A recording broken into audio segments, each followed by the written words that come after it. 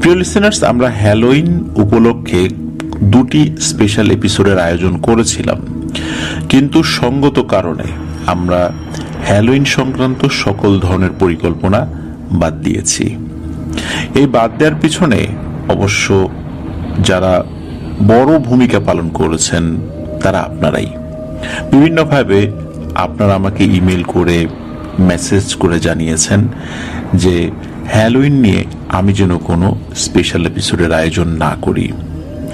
আমি যখন আপনাদের মেসেজগুলো পড়ছিলাম, আমি বিবেচনা করলাম যে আসলেই এই যে হ্যালোইন স্পেশাল এপিসোড, যেটা আমি এতদিন ধরে করে এসেছি, সত্যি এটা বড় ধরনের একটি ভুল ছিল। হ্যালোইন শুধু একটি নিছক অনুষ্ঠান নয়, এটি কোনো হরর কোনো একটি অনুষ্ঠানের পর্যায়েও ফেলা যায় না। প্রচলিত কোনো ধর্মের সাথে এটার কোনো মিল নেই, কোনো ধর্মের আচার অনুষ্ঠানের সাথেও এর মিল নেই। এটি তাহলে কিসের সাথে মিল রয়েছে? হ্যাঁ, এটি রয়েছে ইলুমিনাতির সাথে, যেখানে শয়তানের উপাসনা করা হয়। প্রিয় লিসেনার্স, আমি আল্লাহ সুবহানাহু ওয়া তাআলার দরবারে শুকরিয়া আদায় করছি, আলহামদুলিল্লাহ, যে এই পথ থেকে আমরা সরে আসতে পেরেছি। যারা হ্যালোইন নিয়ে কাজ করে যাচ্ছেন তাদেরকেও, আমার পরিচিত যারা আছে তাদেরকে আমি মেসেজ পৌঁছে দিয়েছি, যেটা ইলুমিনাতির একটি অংশ। আমাদের মাধ্যম দিয়ে এটি যদি প্রচারিত হতে থাকে, হাসরের মাঠে আল্লাহ সুবহানাহু ওয়া তাআলার দরবারে আমরা বিচারের মুখোমুখি অবশ্যই সেটা ফেস করব। এই কারণে আমাদের যখনই মেসেজটা পরিষ্কার হয়ে যাবে তখন এই পথ থেকে ফেরত আসতে হবে। মূলত এইসব চিন্তা ভাবনা থেকেই হ্যালোইন নিয়ে আমাদের সকল পরিকল্পনা বাদ দেওয়া হয়েছে, আলহামদুলিল্লাহ। এবং ইনশাল্লাহ ভবিষ্যতেও আমরা হ্যালোইন নিয়ে কোনো ধরনের কোনো পরিকল্পনা রাখবো না, অন্তত আমাদের চ্যানেলে রাখবো না। প্রিয় লিসেনার্স, আল্লাহ আমাদেরকে হেফাজত করুক। আমাদের যেই জেনারেশনটা তৈরি হচ্ছে তাদের কাছে এই হ্যালোইনের মেসেজটা কিন্তু আমরা মনের অজান্তেই পৌঁছে দিচ্ছি। আমরা মনের অজান্তেই ইলুমিনাতির চর্চা করছি, যেটা হয়তোবা উচিত নয়। যখন আমাদের কাছে মেসেজ পরিষ্কার হয়ে যাবে তখন এটা নিয়ে আর কোনো ধরনের কোনো কাজ করা আমাদের জন্য উচিত হবে না। মূলত এই চিন্তা ভাবনা থেকেই আমরা এই পদক্ষেপ নিয়েছি। আর হ্যালোইন নিয়ে যেহেতু আমাদের পরিকল্পনা ছিল, আমরা গত হ্যালোইনেও কিন্তু স্পেশাল এপিসোডের আয়োজন করেছিলাম। এই হ্যালোইনেও পরিকল্পনা ছিল যে এখানে বেশ কয়েকটি গুরুত্বপূর্ণ ঘটনা আপনাদের সামনে উপস্থাপন করব। যেহেতু পরিকল্পনা বাদ দেওয়া হয়েছে, কিন্তু ঘটনা তো রয়ে গেছে। এই ঘটনা আমরা ফ্রাইডে স্পেশাল এপিসোডে আজকে নিয়ে আসছি, এবং আগামীকাল শনিবার আরো একটি স্পেশাল এপিসোড হবে যেখানে সৌমিত্র রয়ের ঘটনা থাকবে। আজকে চট্টগ্রামের আগ্রাবাদে জুবাইর ইসলাম ভাই রয়েছেন, তার পাঠানো ঘটনা আমরা আপনাদের সামনে উপস্থাপন করব, সুফিয়ান হুজুরের ঘটনা। ঘটনাটির শিরোনাম ইতোমধ্যে আপনারা অবগত হয়েছেন। পুরো ঘটনাটা শুনবেন, একটি দীর্ঘ ঘটনা। আশা করছি সকলের কাছে ভালো লাগবে। চলুন শুরু করি ঘটনা যিনি পাঠিয়েছেন জুবাইর ইসলাম ভাই, উনি ঠিক যেভাবে পাঠিয়েছেন আমি সেভাবেই এই ঘটনাটি আপনাদের সামনে উপস্থাপন করার চেষ্টা করব ইনশাআল্লাহ। ঘটনাটি সুফিয়ান ভাইয়ের ভাষায় জুবাইর ইসলাম ভাই উপস্থাপন করেছেন, আমি সেভাবেই বলছেন সুফিয়ান ভাই। 2005 সালের শুরুর দিকের ঘটনা। আল্লাহ তাআলার অশেষ দয়ায় আমি প্যারানরমাল বিষয়গুলোর উপরে বেশ অভিজ্ঞ হয়ে উঠেছিলাম। মোটামুটি ভালো নাম করতে পেরেছি, আলহামদুলিল্লাহ। সব মিলিয়ে আমার দিন ভালোই কাটছিল। মাদ্রাসার শিক্ষক হিসেবে চাকরি পেয়েছি, মসজিদের মুয়াজ্জিন থেকে ইমামতির দায়িত্ব পেয়ে গেছি। বলতে গেলে সবকিছুই ভালো যাচ্ছিল, কিন্তু এর মাঝেও আমার মন থেকে আমার বড় মামা মরহুম সুলাইমান শেখের মৃত্যু রহস্য কখনো মুছে যায়নি। তিনি কোথায় গিয়েছিলেন, কোন বিপদের সম্মুখীন হয়েছিলেন, মারা যাওয়ার আগে তার মুখে শোনা সেই নাম ভেলাদ কাফরিয়ান, ঘাড়ের পিছনে দেখা সেই ত্রিভুজ আকৃতি চিহ্ন সবকিছু আমার মনে ছিল। আমি যখনই বড় দাদাকে ভেলাদ কাফরিয়ান নিয়ে কিছু জিজ্ঞেস করেছি, তখন উনি বলেছেন সময় হলে জানতে পারবে, আর যখন জানবে তখন আর পেছনে ফিরে আসা যাবে না। আমিও সেই সময়ের অপেক্ষায় ছিলাম। অবশেষে সেই সময় আসলো এবং আমার জীবনের খুব কঠিন একটি সময় শুরু হলো। জানুয়ারি মাসের প্রথম দিকের ঘটনা। প্রচন্ড শীত থাকে তখন গ্রাম এলাকায়, যার কারণে আমি তাহাজ্জুদের সালাত মাঝে মাঝে ঘরেই আদায় করে ফেলতাম। এমনই একদিন সালাত আদায় করতে উঠে কলের দিকে যাচ্ছি অজু করার জন্য। হঠাৎ মনে হলো আমার বাড়ির সীমানার বাইরের দিকে একটি কালো অবয়ব দাঁড়িয়ে আছে। আমি ভেবেছিলাম আমার চাচাতো ভাইদের কেউ হয়তো সালাত আদায় করতে মসজিদে যাচ্ছেন, তাই কে যায় এই বলে হাঁক দিলাম। আমার হাঁক শুনে সেই কালো অবয়বটি আমার চোখের সামনেই অদৃশ্য হয়ে যায়। তখন বুঝতে পারি খারাপ বা ভালো কোনো জিন হয়তো চলাচল করছিল এই পথে। নিশ্চিত নই এটা ভালো না খারাপ। আমি আর কিছু চিন্তা না করে অজু করে ঘরে চলে যাই। তাহাজ্জুদের সালাত আদায় করে কিছুক্ষণ জিকির করে আস্তে আস্তে ফজরের জামাত ধরার জন্য মসজিদের পথ ধরি। সেদিন বিকেল বেলার ঘটনা। আমি মাদ্রাসা থেকে বাসায় এসে দেখি আমার বড় মামাতো ভাই দুজন লোক নিয়ে আমার বাড়িতে এসেছেন এবং আমার জন্যই অপেক্ষা করছিলেন। দুজনের মধ্যে একজন মধ্যবয়স্ক ভদ্রলোক আর একজন যুবক। আমি ভেতরে গিয়ে একটু ফ্রেশ হয়ে তাদের সামনে আসি এবং আমার মামাতো ভাইকে তাদের পরিচয় জিজ্ঞেস করি। তখন আমার মামাতো ভাই বলেন ওনারা অনেক দূর থেকে এসেছেন। উনি রফিক সাহেব, আব্বার বন্ধু মানুষ এবং পেশায় একজন ফল ব্যবসায়ী, আর ইনি তার বড় ছেলে আরমান, তিনিও একজন ব্যবসায়ী। আব্বা ওনাদের ওইদিকে যখন কাজে যেতেন তখন মাঝে মাঝে ওনাদের বাড়িতেই থাকতেন। এই দুই একদিন ওনাদের বাড়িতে থাকতেন, আর ওই বাড়িতে থাকার পরে আব্বা অন্য কোথাও চলে যেতেন। ওনারা কুষ্টিয়া থাকেন। গত কয়েক মাস ধরে ওনার ছোট ছেলের সাথে নাকি খারাপ কিছু হচ্ছে। অনেক ডাক্তার কবিরাজ দেখানোর পরেও কোনো কাজ হচ্ছে না, তাই অনেক কষ্ট করে আব্বার খোঁজে এসেছেন। ওনারা জানেন না যে আব্বা অনেক আগেই মারা গেছেন। জানতে পেরে মন খারাপ করে চলে যাচ্ছিলেন দেখে তোর কাছে নিয়ে আসলাম, দেখ কিছু করতে পারিস কিনা। আমি সেই মুরব্বী ভদ্রলোক রফিক মামাকে জিজ্ঞেস করলাম, মামা আপনার কি সমস্যা?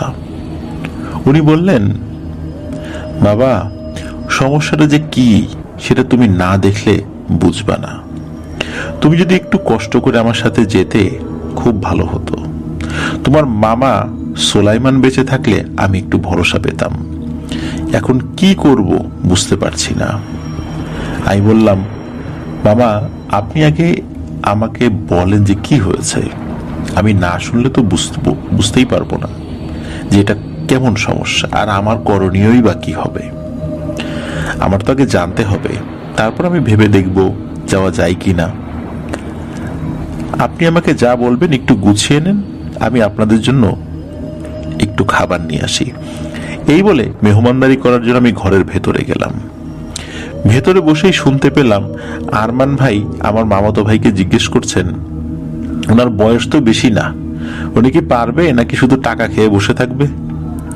তখন আমার মামাতো ভাই একটু রেগে উত্তর দিলেন, আমার ভাই এসব কাজ করতে কোনো টাকা পয়সা নেন না, শুধু তার পকেট খরচ থেকে যেটা খরচ হয় বা পকেট থেকে যেটা খরচ হয় সেটাই শুধু নেন। তার বাবা তাকে ধমক দিয়ে থামিয়ে দিয়ে আমার মামাতো ভাইকে বলেন, বাবা কিছু মনে করো না, গত কয়েক মাসে আমরা অনেক টাকা খরচ করেছি কিন্তু কোনোই ফল হয়নি, বরং অবস্থা দিন দিন ভয়ানক খারাপ হচ্ছে। এসব কথা চলতে চলতে আমি তাদের জন্য কিছু খই, মুড়ি আর গুড় এনে দেই। আমি রফিক মামাকে বলি, মামা আপনি খেতে খেতে বলা শুরু করেন, কিছুই কিন্তু বাদ দিবেন না, সবকিছু বিস্তারিতভাবে বলার চেষ্টা করেন। আর আরমান ভাই খেয়াল করবেন মামা কিছু বলতে ভুলে যাচ্ছেন কিনা, গেলে আপনি একটু ধরিয়ে দেবেন। এরপর রফিক মামা বলা শুরু করলো। বলছেন রফিক মামা, আমার পরিবারে আমি, আমার স্ত্রী, আমার 2 ছেলে, এই নিয়ে আমাদের সংসার। আমার বড় ছেলের ছোটবেলা থেকে লেখাপড়ার প্রতি টান কম থাকায় তাকে অল্প বয়স থেকে আমি ব্যবসা শেখানো শুরু করি। কিন্তু আহাদ মানে আমার ছোট ছেলেটার মেধা খুবই ভালো এবং পড়ার খুব আগ্রহ থাকায় তাকে ঠিক মতো লেখাপড়া করাই। এবং আল্লাহর অশেষ রহমত, আলহামদুলিল্লাহ, সে নিজ যোগ্যতা প্রমাণ করে জাহাঙ্গীরনগর বিশ্ববিদ্যালয়ের রসায়ন বিভাগে ভর্তি হয় এবং বর্তমানে 3য় বর্ষের সে একজন ছাত্র। সে তার বিশ্ববিদ্যালয়ের হলেই থাকতো। গত বছর মার্চ মাসে একদিন হঠাৎ তার রুমমেট আমাকে ফোন করে জানায় যে আহাদ বেশ কিছুদিন ধরে অসুস্থ। আমি বা তার ভাই কেউ যেন একটু দেখে আসি। আহাদ মানা করায় সে এতদিন জানাতে পারেনি, কিন্তু আজকে হঠাৎ অবস্থা খারাপ হওয়ায় সে তাড়াতাড়ি ফোন করেছে। আমি দেরি না করে আরমানকে নিয়ে তাড়াতাড়ি ঢাকার উদ্দেশ্যে রওনা দিই। গিয়ে দেখি আমার ছেলেটা শুকিয়ে কাঠ হয়ে গেছে, তার চোখের নিচে কালি পড়ে গেছে, বিছানা আর তার শরীর আলাদা করা যাচ্ছে না, এমন একটা অবস্থা। আরমান আমাদের দেখে খুশি হয়, আবার কষ্টও পায়। আমার বড় ছেলে তার ভাইয়ের এমন অবস্থা দেখে বলে, ভাই তোর লেখাপড়া করা লাগবে না, অনেক হয়েছে, বাড়ি চল আগে, সুস্থ হয় তারপর আসবি। ভাইয়ের কথা শুনে আরমান না করে নাই, সে আমাদের সাথে যেতে রাজি হয়ে যায়। সেদিনই আমরা অল্প কিছুক্ষণ পরে রওনা দিয়ে ওকে নিয়ে বাড়িতে চলে আসি। বাড়িতে এসে ওকে কুষ্টিয়া সদরের বেশ কিছু ভালো ডাক্তার দেখাই, কিন্তু অনেক পরীক্ষা নিরীক্ষার পরেও কোনো রোগ ধরা পড়ল না। এর মাঝের একদিন রাতের ঘটনা, তখন রাত আনুমানিক 11টা বাজে। সেদিন আমার দোকান বন্ধ করে আসতে দেরি হয়ে যায়। বাড়ি আসার সময় আমি একটু দূর থেকে দেখি আমাদের গেটের বাইরে একজন বামনাকৃতির লোক দাঁড়িয়ে বাড়ির দিকে তাকিয়ে আছে। আমি একটু সামনে এগিয়ে আসতে সে আমার দিকে না তাকিয়ে ঘুরে উল্টো দিকে হাঁটা শুরু করে। বিষয়টা নিয়ে আমি তেমন কিছু চিন্তা করি না, আমার মনে হলো কোনো ভব ঘুরে বা পাগল হতে পারে। এরপরে আমি বাড়ি ঢুকে পড়ি। বাড়ি এসে দেখি সবাই শুয়ে পড়েছে। আমি কাউকে না ডেকে অজু করে আমার ড্রয়িং রুমে এশার সালাত আদায় করতে দাঁড়াই। রুমের লাইট তখন বন্ধ ছিল। সালাত আদায়ের সময় আমার মনে হলো আমার পিছনে কেউ দাঁড়িয়ে আছে। যতক্ষণ আমি সালাত আদায় করছিলাম আমার ততক্ষণই মনে হলো পেছনে কেউ আছে। সালাম ফেরানোর পরে পিছনে তাকিয়ে দেখি না, কেউ তো নেই। যাই হোক, মনের ভুল ভেবে আমি উঠে খানাপিনা শেষ করে ঘুমাতে যাই। সেদিন রাতেই আহাদের চিৎকারে আমাদের বাড়ির সকলের ঘুম ভাঙল। দৌড়ে ছেলের ঘরে গিয়ে আমি আর তার মা দেখি সে মশারির ভেতর বসে চিৎকার করছে আর এদিক সেদিক কি যেন দেখার চেষ্টা করছে। ওর মা তাড়াতাড়ি কাছে গিয়ে ওকে শান্ত করার চেষ্টা করে। এর মাঝে ওর বড় ভাই আরমানও চলে আসে। একটু স্থির হলে তাকে জিজ্ঞেস করলাম, কি হয়েছে বাবা, এভাবে চিৎকার করলি কেন? আহাদ বলে, বাবা আমার মশারির বাইরে 1 হাত সমান কয়েকটা মাকড়সা ছিল, এতক্ষণ চারপাশে ঘুরছিল আর কেমন যেন বিশ্রী শব্দ করছিল। তোমরা আসার সাথে সাথে কোথায় যেন চলে গেল। আমি ভাবলাম অসুস্থ অবস্থায় ঘুমের মধ্যে হয়তো খারাপ স্বপ্ন দেখেছে। ওকে এটা বলেই বুঝিয়ে শুনি আবার ঘুমিয়ে যেতে বলি। আহাদ একটু পরে আবার শুয়ে পড়ে। আমরা রুমে চলে আসার পর ওর মা আমাকে বলে ছেলেকে যেন ভালো কোনো এক হুজুরকে দিয়ে ঝাড়িয়ে আনি। বিষয়টা আমার কাছেও মনে হলো যে হ্যাঁ, একটু ঝাড়ফুঁক করে আনা যায়। সকালবেলা তাই ছেলেকে নিয়েই আমি বের হই। সারা রাত্রে ওই সমস্যা ছাড়া কোনো সমস্যা হয়নি। আমাদের এলাকার মসজিদের ইমাম সাহেবের কাছে নিয়ে একটু ঝাড়ফুঁক করিয়ে আনি। এরপর থেকেই আমাদের বড় ধরনের সমস্যা শুরু হয়। যেদিন ইমাম সাহেবের কাছ থেকে নিয়ে আসি, তার পরের দিন মাগরিবের সালাতের সময় আমার স্ত্রী আমাকে মোবাইলে কল দিয়ে তাড়াতাড়ি বাসায় আসতে বলে। আমি দেরি না করে বাসায় চলে আসলাম। এসে দেখি সেই ইমাম সাহেব আমার বাসায় সোফায় বসে আছেন।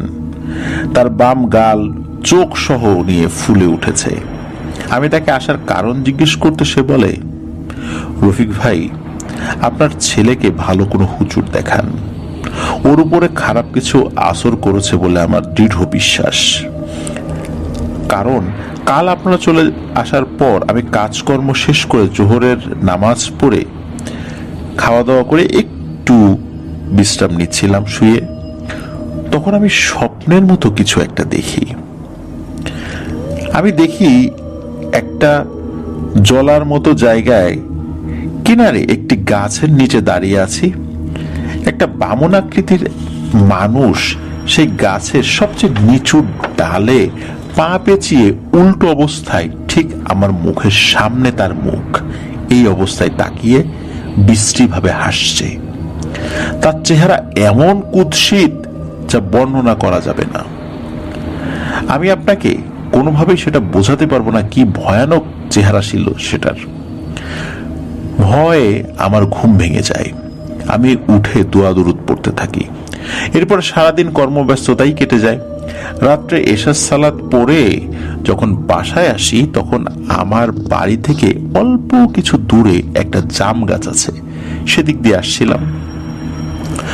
হঠাৎ গাছের নিচ দিয়ে আসার সময় আমার পেছন থেকে ফিসফিস করে কেউ বলে ওঠে, আর না। এটা শুনে আমি পেছনে ফিরতে কেউ একজন সজোরে আমার গালে চড় দেয়। আমি এত ব্যথা পাই যে ওই জায়গায় বসে পড়ি গাল ধরে। সারা জীবনে এত জোরে আঘাত মনে হয় আমি কখনো পাইনি। একটু পরে সেই দিক দিয়ে একজন মুসল্লি আসছিলেন। তিনি আমাকে দেখতে পেয়ে বাসায় এগিয়ে দেন। আজকে সারাদিন আমি ব্যথায় মসজিদে যেতে পারিনি।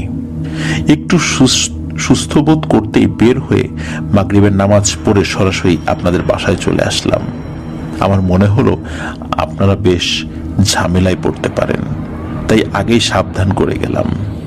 ঘরের সবাই 5 ওয়াক্ত সালাত আদায় করুন, ঘরে সকাল সন্ধ্যা কোরআন পাঠ করুন, আর এর মাঝে ভালো কোনো আল্লাহওয়ালা হুজুর পান কিনা দেখেন। আল্লাহ আপনাদের সাহায্য করুন। এই বলে ইমাম সাহেব আর 1 মিনিটও দাঁড়াননি, খুব দ্রুত চলে গেলেন। আমি এবং আমার স্ত্রী বেশ ভয় পেলাম। এর মাঝে আহাদের রুম থেকে মনে হলো সে আমাকে ডাকছে। আমি হেঁটে তার রুমের কাছাকাছি যেতে হতভম্ব হয়ে দাঁড়িয়ে যাই। এর মাঝে আমার স্ত্রীও আমার পেছনে এসে দাঁড়ায় এবং ছেলের রুমের দিকে তাকিয়ে ভয়ে চিৎকার দিয়ে ওঠে আমার স্ত্রী। আমরা দুজনে দেখি ছেলে তার রুমে প্রবেশের যে পথ, তার ওইখানে দরজার উপরে পা দিয়ে নিজেকে আটকে উল্টো হয়ে ঝুলে রয়েছে। আর আমাদের দেখতে পেয়ে ওই অবস্থায় দুলে দুলে হাসতে থাকে আর বলে, ওই ইমাম আমাকে এইভাবে দেখছে, শুধু তখন ছিলাম গাছে আর এখন ঘরে, ঠিক যেভাবে আমাকে দেখেছিল দেখ সেইভাবেই আমি ঝুলে আছি। এই কথা বলে আবার হাসে। আমি সাহস করে আয়াতুল কুরসি পড়তে পড়তে আস্তে আস্তে সামনে যেতে থাকি। একটু কাছে গিয়ে তার গায়ে হাত দিতেই সে সোজা হয়ে লাফিয়ে নিচে নেমে আসে। আমার দিকে না তাকিয়ে তার খাটের কাছে গিয়ে উপরের দিকে তাকিয়ে অদ্ভুত ভাষায় কি যেন বলছে। আমি সাহস করে আবার তার কাছে গিয়ে আয়াতুল কুরসি পড়ে মাথায় ফু দিতেই সে খুব জোরে চিৎকার দিয়ে খাটের উপর বসে কান্না করে দেয়। হঠাৎ আমার দিকে তাকিয়ে সে আমাকে জড়িয়ে ধরে কান্নারত অবস্থায় বলে, বাবা আমাকে বাঁচাও বাবা, ও আমাকে মেরে ফেলবে বাবা, ও আমাকে মেরে ফেলবে। ছেলের মা দরজায় দাঁড়িয়ে কাঁদতে থাকে। বাপ হয়ে আমি তো নরম হয়ে যেতে পারি না, তাই না? আমি ছেলেকে বুকে জড়িয়ে ধরে বলি, ইনশাল্লাহ কিছু হবে না বাবা, আমরা আছি তো তোর সাথে, আল্লাহ সুবহানাহু ওয়া তাআলা আছেন আমাদের সাথে, কিচ্ছু হবে না। আল্লাহ আমাদের অবশ্যই সাহায্য করবেন, এই বলে আমি ছেলেকে সান্ত্বনা দিতে থাকি। কিন্তু বিশ্বাস করো, ওই সময় আমার বুকটা ফেটে যাচ্ছিল। ছেলের মা এসে ছেলেকে শান্ত করতে থাকে। আমি আরমানকে ফোন দিয়ে তাড়াতাড়ি বাসায় আসতে বলি। আরমান আধা ঘন্টা পরেই চলে আসে। আমি ওকে সবকিছু বলি, যা যা হয়েছে এতক্ষণ, আর বলি খুব তাড়াতাড়ি ভালো কোনো একজন হুজুরের জন্য সন্ধান করে। এরপর আমি আহাদকে বলি, বাবা যাও ওযু করে আসো, আমরা 3 বাপ বেটা একসাথে এশার সালাত আদায় করব। ওযু করে এসে 2 ছেলেকে নিয়ে আমি ড্রয়িং রুমে জামাত ধরি, কিন্তু প্রথম রাকাতে সূরা ফাতিহা শেষ করতে পারি নাই। আলহামদুলিল্লাহি রাব্বিল আলামিন এতটুকু তেলাওয়াত করতেই আহাদ মারাত্মক চিৎকার করতে করতে মাটিতে শুয়ে পড়ে আর শরীর বাঁকিয়ে ফেলে, হাত মুছড়ে ফেলে, পা দুটো মাটিতে আছড়াতে থাকে। আমি আর আরমান সালাত ভেঙে তাকে ধরার চেষ্টা করি। আরমান সূরা কালাম পড়তে থাকে আর অনবরতকে ফু দিতে থাকে। আমি আহাদের মাথার কাছে ছিলাম, হঠাৎ সে 2 হাতে আমার গলা পেঁচিয়ে ধরে, আমার মাথা টেনে তার মুখের সামনে এনে ভয়ঙ্কর কণ্ঠে বলে ওঠে, আর একবার আমাকে তোর খোদার সামনে দাঁড় করালে এই ছেলের ভিতরে যা যা আছে সব খেয়ে একদম শেষ করে ফেলবো, আর তোর পরিবারের কেউ যেন তোর খোদার নাম ডাকতে না পারে সেটা কিন্তু নিশ্চিত করব। এরপরে আহাদ আমার দিকে আর আরমানের দিকে তাকে খুব খারাপ ভাষায় গালিগালাজ করতে থাকে, আর একটু পর পর আকাশের দিকে তাকে কি ভাষায় কিছু একটা যেন বলতে থাকে। শুনে মনে হয় কাউকে কোনো কিছুর জন্য বিচার দিচ্ছে। আরমান আর আমি দুজনেই তখন দোয়া কালাম পড়তে থাকি। ওর মাও ততক্ষণে ছেলের কাছে এসে সূরা কালাম পড়তে থাকে। একটু পরে আস্তে আস্তে ছেলের শরীর সোজা হয়ে আসে, আর হঠাৎ সে সোজা হয়ে লাফ দিয়ে উঠে বসে আমার বুকে মাথা দিয়ে কান্না শুরু করে। আমরা বুঝতে পারি এতক্ষণ কিছু একটার উপর ভর করেছিল, যা এখন চলে গেছে। এরপর আমরা আহাদকে তার ঘরে নিয়ে বিছানায় শুইয়ে দেই। অল্প কিছুক্ষণের মধ্যে সে ঘুমিয়ে যায়।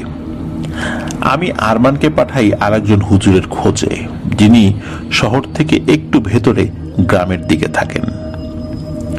উনি আমাদের এলাকার বেশ প্রবীণ একজন হুজুর।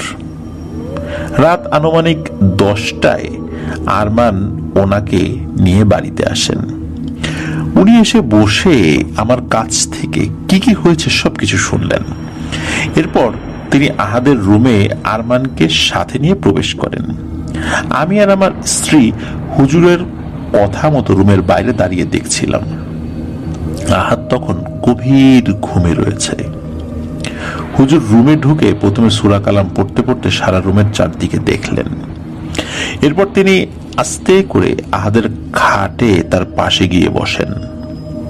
হুজুর বসার সাথে সাথে আহাদ ঘুম থেকে উঠে বসে, সরাসরি হুজুরের চোখের দিকে রাগান্বিত চোখে তাকায় আর বলে ওঠে, তোরা মনে হয় কেউ চাস না এই ছেলেটা আরো কয়েকদিন বাঁচুক।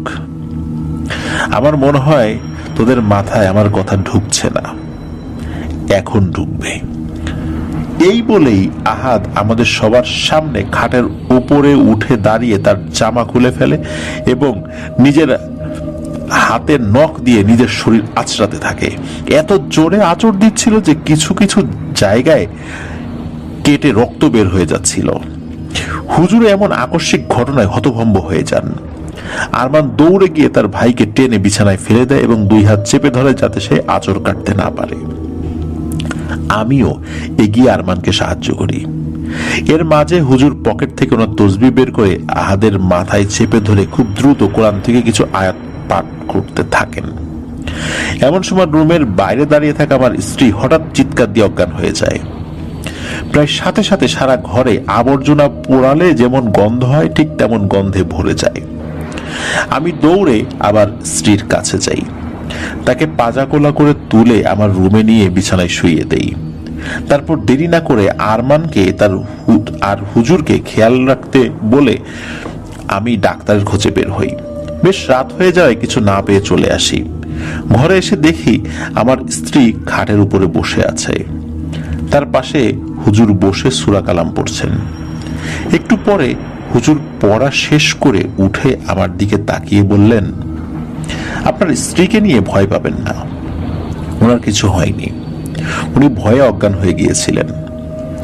এরপরে হুজুর আমার স্ত্রীর দিকে তাকিয়ে জিজ্ঞেস করলেন, বোন আপনি কি দেখেছেন?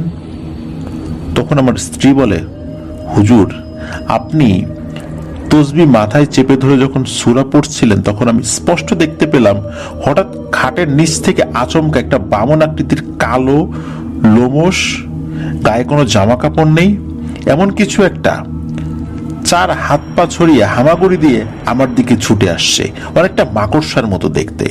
এটা দেখেই আমি চিৎকার দিয়ে ভয়ে জ্ঞান হারিয়ে ফেলি। আমার স্ত্রীর কথা শুনে হুজুর একটু চিন্তিত হয়ে পড়েন। উনি আমার রুম থেকে বের হয়ে এসে ড্রয়িং রুমে গিয়ে বসেন এবং আমাকে ডেকে বলেন, ভাই আপনার ছোট ছেলের সাথে খুবই খারাপ কিছু আছে বলে মনে হচ্ছে, কিন্তু সেটা কি আমি বুঝতে পারছি না। কেনই বা আপনার ছেলের কাছে আসলো তাও বুঝতে পারছি না। আপনার বা ছেলেদের কি কোনো শত্রু আছে যারা আপনার পরিবারে কুফরি কালাম করতে পারে বলে আপনি মনে করেন? আমি কিছুক্ষণ চিন্তা করে বললাম, না ভাই, আমাদের পরিবারে উপরে এত বড় হারাম কাজ করবে এমন তো কেউ আমার চোখে পড়ছে না বা আমার স্মরণেও আসছে না। হুজুর আমার কথা শুনে একটু ভেবে নিয়ে বললেন, আচ্ছা থাক, এখন আর আমার তেমন কিছুই করার নেই। আমি সামনের শুক্রবার বাদ জুম্মা আপনার বাড়িতে আবার আসবো ইনশাল্লাহ। তখন চেষ্টা করে দেখি এই খারাপ জিনিসের সাথে কথা বলতে পারি কিনা। ততদিন আহাদের দিকে খেয়াল রাখবেন যাতে সে নিজের কোনো ক্ষতি না করে ফেলে। নামাজ বাদ দেবেন না কিন্তু ঘরে। বাইরে যখন আজান দেবে তখন নিজেরাও বাড়ির উঠোনে গিয়ে আজান দেবেন। এই কাজগুলো করতে থাকেন, আমি ইনশাল্লাহ শুক্রবার চলে আসব। এই বলে হুজুর বিদায় নিয়ে চলে যান। আমি ওনাকে বিদায় দিয়ে আহাদের রুমে গিয়ে দেখি সে আবার ঘুমিয়ে পড়েছে আর আরমান তার পাশে বসে আছে। এর পরের 2 দিন বাসার সবাই হুজুরের কথা মতো সব পালন করি। আজানের সময় আমি অথবা আরমান কেউ একজন আজান দেই। এর মাঝে আমি বাড়িতে খবর পাঠিয়ে আমার বড় ভাই ও ছোট ভাইকে তাড়াতাড়ি আমাদের বাসায় আসতে বলি। আমার ছোট ভাই মুন্সিগঞ্জ একটি মাদ্রাসায় চাকরি করে এবং বেশ ভালো নামডাক আছে তার এলাকায়। তারা ব্যাপারগুলো শুনে আর দেরি করেনি। বৃহস্পতিবার রাতের মধ্যে আমার বড় ভাই, আমার শ্যালক এবং আমার ছোট ভাই এসে উপস্থিত হয়। আমার ভাই ঘরে ঢুকেই আমার দিকে তাকিয়ে বলে, মেজো ভাই, ঘরে কি কোনো মাছ মাংস পচে গেছে নাকি? এমন বাজে গন্ধ কেন ঘরে? তার প্রশ্নের জবাবে আমি যা যা হয়েছে সবকিছু তাকে বিস্তারিতভাবে বলি। সে চুপচাপ সব শুনে বলে, আচ্ছা, কালকে হুজুর এসে আগে দেখুক, আমিও তো আছি ইনশাল্লাহ। সবাই মিলে আল্লাহ তাআলার কাছে চেয়ে দেখি কোনো সমস্যার সমাধান করতে পারি কিনা আমরা। পরদিন জুম্মার সালাতের পর থেকে মাগরিবের আগ পর্যন্ত হুজুর জন্য অপেক্ষা করতে থাকি, কিন্তু তিনি আসেন না। পরে আমি আরমানকে পাঠাই হুজুরকে নিয়ে আসার জন্য। কিছুক্ষণ পরে আরমান একাই ফিরে আসে এবং এসে আমাদেরকে বলে, বাবা, হুজুর আসতে পারবে না। গত 2 দিন আগে মোটরসাইকেলের সাথে ধাক্কা খেয়ে বেশ আহত হন, এখন সদর হসপিটালে ভর্তি আছেন। এই কথা শুনে আমাদের সবার খারাপ লাগে, কারণ ওই হুজুরকে সবাই খুব ভালোবাসে। উনি খুবই একজন ভালো মানুষ, কিন্তু হঠাৎ করে এমন অ্যাক্সিডেন্ট কেন হলো? এটা কি কাকতালীয় নাকি দুর্ঘটনা না অন্য কোনো ব্যাপার রয়েছে আমরা বুঝতে পারছিলাম না। যাক, এরপরে আমার ছোট ভাই আমাকে বলে, মেজো ভাই আপনি চিন্তা করবেন না, আমি দেখছি কি করা যায়। এরপরে সে বাইরে চলে যায় এবং সাথে কিছু জিনিস কিনে নিয়ে আসে। তার মধ্যে ছিল সুজি দানা, লবণ, মধু আর সরিষার তেল। সে এইগুলো এনে প্রথমে মেঝেতে সুজি দানাগুলো ফেলে এবং ওর মধ্যে একটা বৃত্ত আঁকে। তারপরে বাকি জিনিসগুলো পরে ফু দিয়ে বৃত্তের ভিতরে চলে যায় এবং আমাকে আর আরমানকে বলে যে আহাদকে যেন আমরা নিয়ে আসি। আমরা দুজন আহাদের রুমে গিয়ে দেখি সে খাটের উপর দাঁড়িয়ে উপরের দিকে তাকিয়ে ফিসফিস করে আবার কি কি যেন বলছে। আমার রুমে ঢুকে তার গায়ে হাত দিতেই সে ফিসফিসানি থামিয়ে আমাদের দুজনের দিকে তাকিয়ে হেসে উঠে বলে, কিরে, আমাকে ধরে নিয়ে যেতে আসছিস নাকি? আরে গাধার দল, তোরা কি মনে করেছিস এসব মামুলি কবিরাজি করে কি আমাকে তাড়াবি? চল, আজকে তোদেরকে উচিত শিক্ষা দিয়ে দেব। ওর গলার স্বর শুনে আমরা দুজনে মারাত্মক ভয় পেয়ে যাই। এত কঠিন গলার স্বর আমরা নিশ্চিত যে দুজনের কেউই কখনোই শুননি। আহাদ নিজে থেকেই খাট থেকে নেমে খালি গায়ে হেঁটে রুম থেকে বের হয়ে ড্রয়িং রুমে ওর ছোট চাচার দেয়া সেই বৃত্তর ভিতরে ঢুকে তার মুখোমুখি বসে। আমি আর আরমান ভয়ে ভয়ে তার পেছন পেছন আসি। বৃত্তের বাইরে তখন আমি, আরমান, আমার বড় ভাই, আমার শ্যালক আর আমার দোকানের একজন কর্মচারী। সবাই যে কোনো পরিস্থিতি মোকাবেলা করার জন্য প্রস্তুত ছিলাম। কিন্তু একটু পরেই আমাদের সবার ভুল ভেঙে গেল। আমার ছোট ভাই আমাদের দিকে তাকিয়ে বলে, যত যাই হোক না কেন, আমি না বলা পর্যন্ত কেউ এই বৃত্তের ভেতরে ঢুকবেন না। ঢুকলে কিন্তু বিপদ হতে পারে। এরপর সে বেশ কিছুক্ষণ চোখ বুঝে বিভিন্ন সূরা কালাম, বিভিন্ন তসবিহ তেলাওয়াত করে ওর গায়ে ফু দিচ্ছিল। আর আমরা দেখতে পাচ্ছিলাম প্রতিবার ফু দেওয়ার পর আহাদের মুখের ভাব আস্তে আস্তে ভয়ঙ্কর হয়ে উঠছিল। কিছুক্ষণ পরে আমার ভাই আহাদকে বলে, আসসালামু আলাইকুম, আপনি কে? কেন এই ছেলেটার উপরে আসর করেছেন? উত্তর আসে, দক্ষিণের দিকে চোখ দিলে চোখ তুলে নেব। আমাকে কি তোরা ভীতু মনে করেছিস? দক্ষিণের ওই জিনিস আমাদের। এইখানে ও চোখ দিয়ে ফেলেছে। আগে দক্ষিণের কাজ শেষ হোক, তারপর এরেও আমরা ব্যবস্থা করে ফেলব। আর আমার প্রভুর বলে সে থেমে যায়। এরপরে সে একেবারে চুপ হয়ে যায়, আর একটা কথাও বলেনি। আমার প্রভুর বলতে কি? তাকে দিয়ে আর কোনো কথাই বলানো যায়নি। আমার ভাই আরো কিছুক্ষণ চেষ্টা করে আহাদের ভেতরে থাকা সত্তার সাথে কথা বলতে ব্যর্থ হয়ে বলে, তুমি যদি আমার প্রশ্নের উত্তর না দাও অথবা এই ছেলেকে ছেড়ে না যাও, তাহলে তোমার এমন অবস্থা করব যে আফসোস করবা।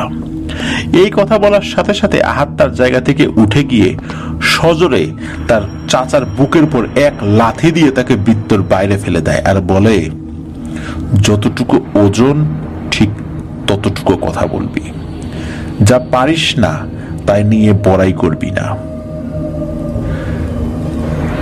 একদম জানে মেরে ফেলবো তোকে। এমন সময় মসজিদের এশার আজান শুরু হয়। আহাদ আজানের শব্দ শুনে চোখ মুখ বিকৃত করে অজ্ঞান হয়ে মাটিতে পড়ে যায়। তারপর সবাই মিলে দোয়া কালাম পড়ে আহাদকে তার রুমে রেখে এসে আমি আমার ভাইকে জিজ্ঞেস করলাম, বেশি ব্যথা পাইছিস নাকি ভাই? সে না বোধক মাথা নাড়লেও আমি বুঝেছি যে সে আহাদের লাথিতে খুব ব্যথা পেয়েছে। আবার জিজ্ঞেস করলাম, কি বুঝলি? ছেলেটার কি হয়েছে? আমার ভাই বলল, মেজো ভাই, আমি তেমন কিছু বুঝতে পারি নাই। আহাদের ভেতর থেকে যে কথা বলেছে সে কিছু একটা ইঙ্গিত দিছে, কিন্তু আমি বুঝতে পারতেছি না যে সেটা কি। তবে এতটুকু বুঝেছি, ওর উপর যেটা আছর করেছে সেটা মারাত্মক ভয়ঙ্কর কোনো পিশাচ। কারণ ওর উপর আমি যেসব দোয়া কালাম পরে রুকিয়া করেছি তাতে কম শক্তিশালী অনেক জিনও মারা যায়, কিন্তু এ তো কোনো পাত্তাই দিল না।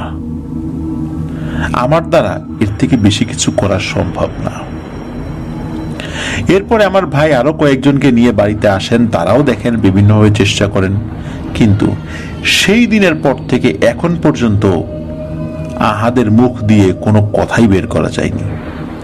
আমিও গত কয়েক মাস যাবৎ বেশ কিছু কবিরাজ এনে দেখিয়েছি, কিন্তু কোনো কিছুতেই কিছুই হয় না, বরং দিন দিন আহাদের অবস্থা খারাপ হয়ে গেছে। এখন তো বলতে গেলে সে একদম পাগল হয়ে গেছে, কারোর সাথে কোনো কথা নেই, সারাদিন উপরের দিকে তাকিয়ে ফিস ফিস করে। খাবার দিয়ে আসলে মাছ মাংস ছাড়া কিছুই খায় না, তাও খায় কেমন যেন জন্তুদের মতো। তার রুম নোংরা করে খুবই অবস্থা খারাপ করে ফেলেছে। কেউ কাছে গেলে মারতে যায়, কামড়াতে যায়, সারা রাত জেগে থাকে, একা একা কথা বলে, হাসে, আর ফজরের একটু আগে ঘুমায়। সে ঘুমালে তার মা গিয়ে রুম পরিষ্কার করে আসে। তখন আমরা কেউ একজন পাহারা দেই। এমন খারাপ অবস্থা আমাদের ঘরে, কি আর বলবো। বর্তমানে তাকে তার রুমে তালাবদ্ধ করে রাখতে হচ্ছে। সে যাকে সামনে পাচ্ছে তাকেই মারধর করছে। এমনকি আমি বা তার মাও বাদ যাচ্ছি না। রাত হলেই আমাদের সারা ঘরে মনে হয় কে যেন হেঁটে বেড়ায়। সারা ঘরে দুর্গন্ধ আর ফিসফিসানি শোনা যায়। আমরা খুব আতঙ্কে একটা একটা করে দিন পার করছি। হঠাৎ গতকাল বিকেলে আমার স্ত্রী আমাকে বলে, এত দুনিয়ার কবিরাজ এনে ঘরে উঠাইছো, অথচ একবারও সুলাইমান ভাইয়ের কাছে যেতে পারো নাই? সুলাইমান ভাই এসব কাজ তো করে কতদিন যাবত, তুমি একটু কষ্ট করে সুলাইমান ভাইয়ের বাড়িতে গিয়ে দেখো ওনাকে আনতে পারো কিনা। উনি তো এইসব কাজে অনেক পুরনো মানুষ, গিয়ে কথা বলে দেখো। তুমি সামনাসামনি গিয়ে বললে উনি না করবে না। আমার কেন জানি মনে হচ্ছে, জানি না, তবে সুলাইমান ভাইয়ের কাছে গেলে হয়তো ইনশাল্লাহ কোনো সমাধান পাওয়া যাবে। অনেকদিন ধরে যোগাযোগ না থাকায় আসলে এতদিন আমার সুলাইমান ভাইয়ের কথা মাথায় আসে নাই। আমার স্ত্রী বলার পরেই মনে পড়লো, তা না হলে অনেক আগেই আসতাম। এখন বাবা তুমি বলো আমরা কি করব? সুলাইমান ভাই মারা গেছে এটাও এখানে এসে শুনলাম, শুনে খুবই কষ্ট পেয়েছি। উনি আমার খুবই কাছের একজন মানুষ ছিলেন। চলেই যাচ্ছিলাম, তখন তোমার মামাতো ভাই তোমার কাছে নিয়ে আসলো। এখন বাবা তুমি বলো আমরা কি করতে পারি? এতটুকু বলে রফিক মামা থামলেন। আমি খুব মনোযোগ দিয়ে এতক্ষণ তার কথা শুনছিলাম। মাঝখানে কোনো প্রশ্ন বা কোনো কথা বলিনি। তারপর আরমান ভাইকে জিজ্ঞেস করলাম, আচ্ছা ভাই, রফিক মামা যা যা বলেছেন সবই ঠিক আছে নাকি কিছু বাদ গিয়েছে? তিনি উত্তরে বললেন যে না, তার বাবা যা বলেছে সবই ঠিক আছে। কিন্তু আরমান ভাইয়ের চেহারা দেখে মনে হচ্ছিল তিনি কিছু একটা বলতে গিয়ে বলতে পারছেন না। আমি এই নিয়ে তাকে বিরক্ত করলাম না। আমি জানি সময় হলে তিনি নিজেই বলবেন। আমার মামাতো ভাই আমাকে বললেন, সুফিয়ান কি বুঝলি, কাজটা করবি? আমি উত্তর দিলাম, ভাই একটু সময় লাগবে, চিন্তা করি। রফিক মামা যেহেতু ব্যস্ত মানুষ, তো আমি যেটা করলাম সেটা হলো ওনার বাড়ির ঠিকানা, মোবাইল ফোন নাম্বার এগুলো সবকিছু রেখে দিলাম এবং বললাম যে আমি যদি যাই আমি তাদেরকে জানাবো। এরপর ওনাদেরকে বিদায় দিলাম, ওনারা চলে যান। আমার মামাতো ভাই তাদেরকে এগিয়ে দিয়ে আসেন। আমার আসলে একটু আলোচনা করার দরকার ছিল বিষয়টা নিয়ে। সেদিন মাগরিবের সালাতের পরে আমি বড় দাদার সাথে যোগাযোগের চেষ্টা করি।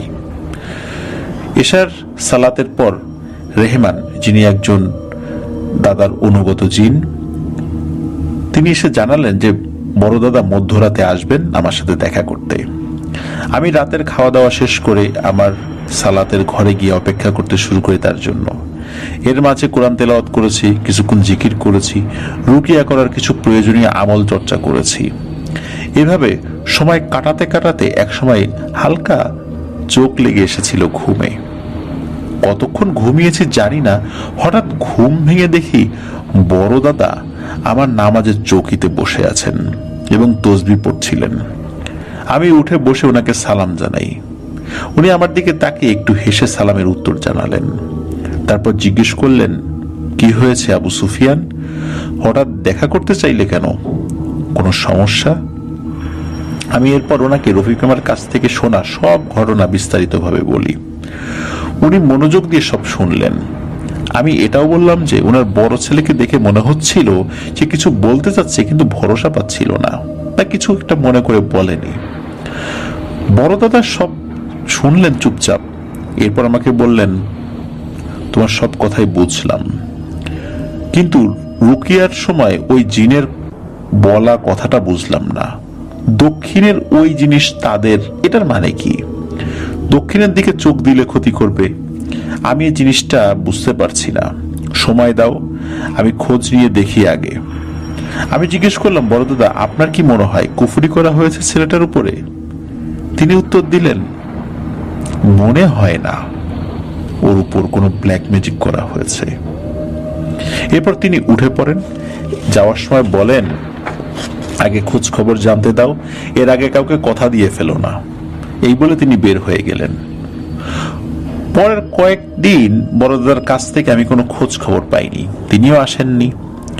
প্রায় 8 দিনের মাথায় এশার সালাতের পরে বাড়ি ফেরার সময় রাস্তার এক পাশে নির্জন জায়গায় রেহমান ভাইকে দাঁড়িয়ে থাকতে দেখি। আমি সালাম দিলে সালামের উত্তর দিয়ে তিনি জানালেন, আগামীকাল রাত্রে আপনার সাথে আমাদের সর্দার মানে বড়দাদা দেখা করতে আসবেন। আপনার নতুন কাজের তথ্য সংগ্রহ করতে আমাদের অনেক কষ্ট এবং সময় লেগেছে। কেন এবং কি খবর আমরা সংগ্রহ করেছি সেটা বড়দাদা মানে আমাদের সর্দার আপনাকে বলবেন। আমাকে শুধু বলা হয়েছে আপনাকে যেন জানিয়ে দেই যে আগামীকাল সর্দার আপনার সাথে সাক্ষাৎ করবেন। আমি কোনো প্রশ্ন করার আগেই রেহমান ভাই সেখান থেকে চলে যান। আমি কিছুক্ষণ ওই জায়গায় দাঁড়িয়ে চিন্তা করতে থাকি যে বড়দাদার মতো এত বিচক্ষণ, বয়স্ক, অভিজ্ঞ এবং ক্ষমতাবান একজন জিনের পক্ষেও এতদিন লেগেছে শুধু খবর সংগ্রহ করতে। জানি না কেন জানি মনের ভেতর খুব খুঁতখুত করছিল। মনে হচ্ছিল আল্লাহ সুবহানাহু ওয়া তাআলার সামনে কঠিন পরীক্ষার সম্মুখীন করবেন। এসব ভাবতে ভাবতে আস্তে আস্তে হেঁটে বাড়ি চলে আসি। পরদিন যতটুকু মনে পড়ে বৃহস্পতিবার ছিল। চেষ্টা করি প্রতি বৃহস্পতিবার এবং সোমবার আমার নবীর সুন্নাহ নফল সওম রাখতে মানে রোজা রাখতে। সেদিনও রোজা রেখেছিলাম। সারাদিন অন্য সব দিনের মতো কর্মব্যস্ততায় কেটে যায়। রাতে খাওয়া দাওয়া শেষ করে আমি আমার সালাতের ঘরে চলে যাই মানে নামাজের ঘরে চলে যাই। অপেক্ষা করতে থাকি বড়দাদার আগমনের।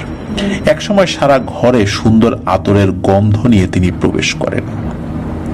আমি তখন জিকির করছিলাম। তিনি আমার ঘরে ঢুকতেই সালামের বিনিময় হলো আমাদের মাঝে। এরপর তিনি আমার পাশে বসলেন এবং বললেন, আবু সুফিয়ান, আমি চাই আল্লাহর নাম নিয়ে তুমি এই কাজটি হাতে নাও। এই কাজটি করা খুবই জরুরি। যদিও কাজটি করতে তোমার অনেক কষ্ট হতে পারে, তবে সারা জাহানের মালিক মহান আল্লাহ সুবহানাহু ওয়া তাআলার দয়ায় আমার বিশ্বাস তুমি এই কাজটি করতে পারবে। কয়েকটি পরিবার খুব খারাপ সময় এর মধ্যে দিয়ে যাচ্ছে এবং খারাপ এক শক্তির কুনজরে পড়তে যাচ্ছে। 2টি পরিবার ইতোমধ্যে আক্রান্ত হয়েছে। আমি বড়দাদার কথা কিছু বুঝতে পারছিলাম না। আমি ওনাকে বললাম, বড়দাদা আমাকে একটু ভেঙে বলুন, আমি আসলে বুঝতে পারছি না যে আপনি কি বুঝাতে চাইছেন। এরপর বড়দাদা আমাকে যা বললেন তার সারমর্ম হলো এই যে রফিক মামার পরিবারের কাউকে কোনো কুফরি কালামের দ্বারা কোনো ক্ষতি করা হয়নি। আসল সমস্যা ওনার ছেলের সাথেও হচ্ছে না। আসল সমস্যা হচ্ছে ফারজানা নামের এক মেয়ের সাথে, যে আহাদের সাথে একসাথে লেখাপড়া করে এবং একজন আরেকজনকে পছন্দ করে। খারাপ ধরনের কুফরি করা হয়েছে ওই ফারজানা নামের মেয়েটাকে। এটা এত শক্তিশালী জাদু যে ওই মেয়ে জাদুর প্রভাবে মারা যাবে না, কিন্তু সে আস্তে আস্তে মানসিক ভারসাম্য হারিয়ে ফেলবে এবং আমৃত্যু সে শক্তিশালী একদল পিশাচের কবলে জিম্মি হয়ে থাকবে। এই মেয়েকে যারাই ভালোবাসবে, এমনকি তার পরিবারের লোকজনও যারা তাকে আদর করবে, তার আত্মীয় স্বজন সবাই ওই পিশাচদের দ্বারা একজন একজন করে আক্রান্ত হবে এবং আস্তে আস্তে মৃত্যুর দিকে এগিয়ে যাবে। এই কুফরির পরিণাম হলো এই মেয়েকে যে ভালোবাসবে এমন কেউ পৃথিবীতে বেঁচে থাকবে না। তার সারা জীবন মানসিক ভারসাম্যহীন অবস্থায় একা একা কাটাতে হবে এবং একটা পর্যায়ে মারা যাবে। এই ধরনের জাদু অনেক প্রাচীন এক কালো জাদু। এই জাদু করতে অনেক খারাপ জিনিসের দরকার হয়েছে, যা আমি বলতে পারছি না বলে দুঃখিত। তবে এতটুকু বলতে পারি, আল্লাহ তাআলার এই দুনিয়াতে যত হারাম জিনিস মানুষ করতে পারে তার মধ্যে সবচাইতে নিকৃষ্ট জিনিসগুলো দিয়ে এই জাদু করা হয়। এবং যে তান্ত্রিক বা কবিরাজ এই ধরনের জাদু করেছে তারা এমন এক শয়তানের কাছ থেকে সেটা শিখেছে যে অনেক আগে থেকেই অভিশপ্ত। এই জাদুর প্রভাব শুরু হয়ে গেছে এবং এর প্রথম শিকার হয়েছে আহাদ। এসব কিছু জানার পরে আমি বড়দাদাকে জিজ্ঞেস করলাম, আপনি আমাকে এখন কি করতে বলেন? বড়দাদা বললেন, তুমি যত দ্রুত সম্ভব এই ছেলের রুকিয়া শুরু করো, কারণ তার উপরে পিশাচদের একজন খুব নির্যাতন করছে। আর বেশি দেরি করলে হয়তো তাকে বাঁচানো যাবে না। আগে এই ছেলেকে আল্লাহ তাআলার পবিত্র রহমতে সুস্থ করার চেষ্টা করো, এর পরের কাজ আমি তোমাকে ঠিক সময় জানাবো।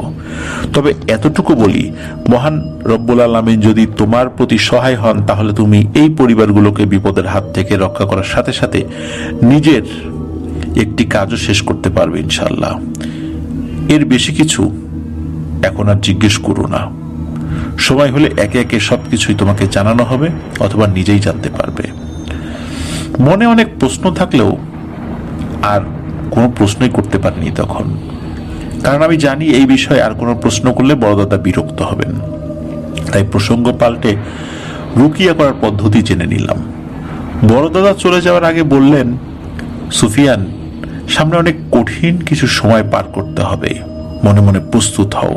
আর মনে রেখো, এই কাজে আমি এবং আমার সকল অনুসারীরা সকলে মিলে আল্লাহ সুবহানাহু ওয়া তাআলার রহমতে শেষ পর্যন্ত তোমার সাথে থাকবো ইনশাআল্লাহ। এই বলে বড়দাদা চলে গেলেন। আমি খুব চিন্তিত হয়ে পড়লাম, কারণ বড়দাদা স্পষ্টভাবে আমাকে জানাননি যে আমি কিসের বিরুদ্ধে লড়তে যাচ্ছি। এরপর আমি সালাত আদায় করার লক্ষ্যে মসজিদের উদ্দেশ্যে যাত্রা শুরু করি। বাড়ি থেকে বের হয়ে একটু মনে 10 কদম সামনে হয়তো বা গিয়েছি, যেতেই সালাম দিয়ে হামজা ভাই বড়দাদার অনুসারী একজন জিন, তিনি এসে আমার সামনে দাঁড়ান। আমি কিছু জিজ্ঞেস করার আগেই নিজেই বললেন, এখন থেকে আমাদের যে কোনো একজন সবসময় আপনার আশেপাশে থাকবে, এটা আমাদের হুজুরের আদেশ। এটা নিয়ে দয়া করে কেউ কোনো প্রশ্ন করবেন না। এবার আমি রেগে গেলাম এবং বললাম, আপনাদের কাউকে আমি কোনো প্রশ্নই করব না। বড়দাদাও কিছু জিজ্ঞেস করলে বলতে নিষেধ করলেন যে তাকে প্রশ্ন করা যাবে না, আপনিও বলছেন কোনো প্রশ্ন করেন না। আমি বুঝতেছি না যে আপনারা সবাই আমাকে এমন অন্ধকারে কেন রাখছেন। হামজা উত্তর দিলেন, সুফিয়ান, কিছু মনে করবেন না, আমি শুধু আদেশ পালন করছি। অনেক কিছু জানা সত্ত্বেও আপনাকে বলতে নিষেধ করেছেন আমাদের সর্দার, তাই বলতে পারছি না। আর আমরা আমাদের সর্দারের হুকুম পুঙ্খানুপুঙ্খভাবে অনুসরণ করি, তাতে আমাদের প্রাণ চলে গেলেও। আমি আর কথা না বাড়িয়ে অন্য প্রসঙ্গ ধরলাম। রুকিয়া বিষয়ে বেশ কিছু প্রশ্ন করে কিছু খুঁটিনাটি জেনে নিলাম। এরপর সালাত শেষে আস্তে আস্তে মামা বাড়ির দিকে পথ ধরলাম। মামাতো ভাইয়ের সাথে দেখা করে তাকে জানালাম। তিনি যেন রফিক মামাকে ফোন করে বলেন আমি ইনশাল্লাহ আজ তার বাড়ির উদ্দেশ্যে রওনা হব।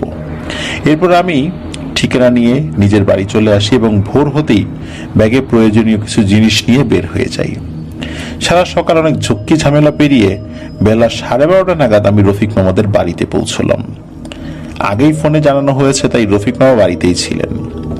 আমাকে তিনি বাড়ির ভেতরে নিয়ে গিয়ে সোফায় বসতে বলে আরমান ভাইকে ডাকেন। আরমান ভাইও এসে আমার সাথে সালাম এবং কুশল বিনিময় করে আমার পাশে বসেন। জুম্মার দিন থাকায় আমি ব্যাগ রেখে তাদের সাথে নিয়ে মসজিদে চলে যাই। নামাজ শেষে ঘরে এসে দেখি ঘরে আরো 4-5 জন পুরুষ মানুষ উপস্থিত। রফিক মামাকে জিজ্ঞেস করতে তিনি বলেন, বাবা, তুমি কাজ শুরু করলে তখন আহাদ আক্রমণ করতে পারে ভেবে এদেরকে খবর দিয়ে আমি নিয়ে এসেছি। আহাদ কিছু করতে গেলে এরা ধরে রাখবে। আমি শুনে খুবই বিস্মিত হই এবং বুঝতে পারি কতটুকু মারমুখী হলে একজন বাবা ছেলেকে সামলাতে বাইরে থেকে মানুষ ডাকেন। এরপর আমি আমার কাজ শুরু করে দিই। শুরুতেই আমি ঘর বন্ধ করি, তারপর ড্রয়িং রুমের জিনিস সরিয়ে একটু বড় জায়গা তৈরি করিয়ে নিই। ফ্লোরে পরিষ্কার বিছানার চাদর বিছিয়ে তার উপরে কিছু পরা পানি ছিটিয়ে দেই। এমন অনেক কাজ শেষে আমি রফিক মামাকে বলি ছেলেকে নিয়ে আসেন। উপস্থিত লোকজন সবাই আহাদের রুমের দিকে যান এবং জোর করে তাকে ধরে নিয়ে এসে বসান আমার সামনে। আহাদকে দেখে আমি আঁতকে উঠি। মনে হচ্ছিল একটা মানুষের কঙ্কালের উপর শুধু চামড়ার কাপড় পরিয়ে দেওয়া হয়েছে, এমন একটা খারাপ অবস্থা তার। আমার বড় দাদার কথা মনে পড়ে যে আর কিছুদিন গেলে হয়তো একে বাঁচানো যাবে না। রফিক মামাকে আমি বলি, মামা, ঘরের সব সদর দরজা খুলে দিন। তিনি খুলে দিয়ে আসেন। এরপর আমি রুকিয়ার জন্য প্রয়োজনীয় আমল শুরু করি। আমি সাধারণত জিকির দিয়ে শুরু করি সব সময়। শুধু আমি না, যারা রুকিয়া করেন তাদের অনেকেই জিকির দিয়ে শুরু করতেই পছন্দ করেন। বেশ কিছুক্ষণ চোখ বন্ধ করে জিকির করার পর আমি আহাদের দিকে তাকালাম। আমি দেখি সে লাল টকটকে চোখে প্রবল আক্রোশে সরাসরি আমার দিকে তাকিয়ে আছে। আমি পাত্তা না দিয়ে সূরা ফাতিহা দিয়ে শুরু করলাম। এরপরে পবিত্র কোরআন শরীফ খুলে পড়া শুরু করতে যাব, তখন আহাদ প্রথম কথা বলে ওঠে। সে বলে, যা পড়ার পড়ে রাখ, আজকে কাল থেকে আর পড়া হবে না তোর, আজকেই তোর জীবনের শেষ পড়া। আমি তার কথার কোনো উত্তরই দেইনি, কারণ আমি জানি পবিত্র কোরআন পড়তে গেলে এই দুষ্টু জিনেরা এমন কিছু কথা বলে যাতে মনোযোগ নষ্ট হয়, এবং এই মনোযোগ নষ্ট হলে আত্মবিশ্বাসটাও নষ্ট হয়ে যায়, আর দোয়া পড়তে এবং রুকিয়া করতে অসুবিধা হয়। এটা জিনদের অনেক পুরনো কূটকৌশল। 10 থেকে 15 মিনিট পবিত্র কোরআন পড়তে না পড়তেই আহাদের ভেতরে থাকা পিশাচটি ক্ষেপে উঠল। আমাকে যা ইচ্ছা তাই বলে গালিগালাজ শুরু করলো, অভিশাপ দিতে শুরু করলো, আমার পরিবারকে নিয়ে খারাপ কথা বলতে শুরু করলো। আমি পাত্তা দেইনি, কারণ আমি বুঝেছি কাজ শুরু হয়েছে। আলহামদুলিল্লাহ, আল্লাহর রহমত প্রবেশ করছে এই ঘরে। আমি তিলাওয়াত করতে থাকলাম। প্রায় 35 থেকে 40 মিনিট তিলাওয়াত করার পরে প্রথম আহাদের ভেতরে থাকা পিশাচটি আমাকে থামার জন্য অনুরোধ করলো। এ যাবৎকাল পর্যন্ত যতবার রুকিয়া করার চেষ্টা করা হয়েছে, কখনোই ওই জিনিসটি থামার জন্য অনুরোধ করেনি। এবারই প্রথম সে অনুরোধ করলো, কিন্তু আমি থামিনি। আরো কিছুক্ষণ পড়ার পর সে কেঁদে উঠলো আর আমাকে বলল, আর পড়িস না, আমার শরীর পুড়ে যাচ্ছে, আর পড়িস না। আমি না থেমে পড়তে লাগলাম। আরো প্রায় 20 মিনিট পড়ার পরে আহাদ চিৎকার দিয়ে মাটিতে পড়ে অজ্ঞান হয়ে যায়। রফিক মামা আমাকে জিজ্ঞেস করলেন, বাবা কিছু করতে পারছো? শয়তানটা কি গেছে?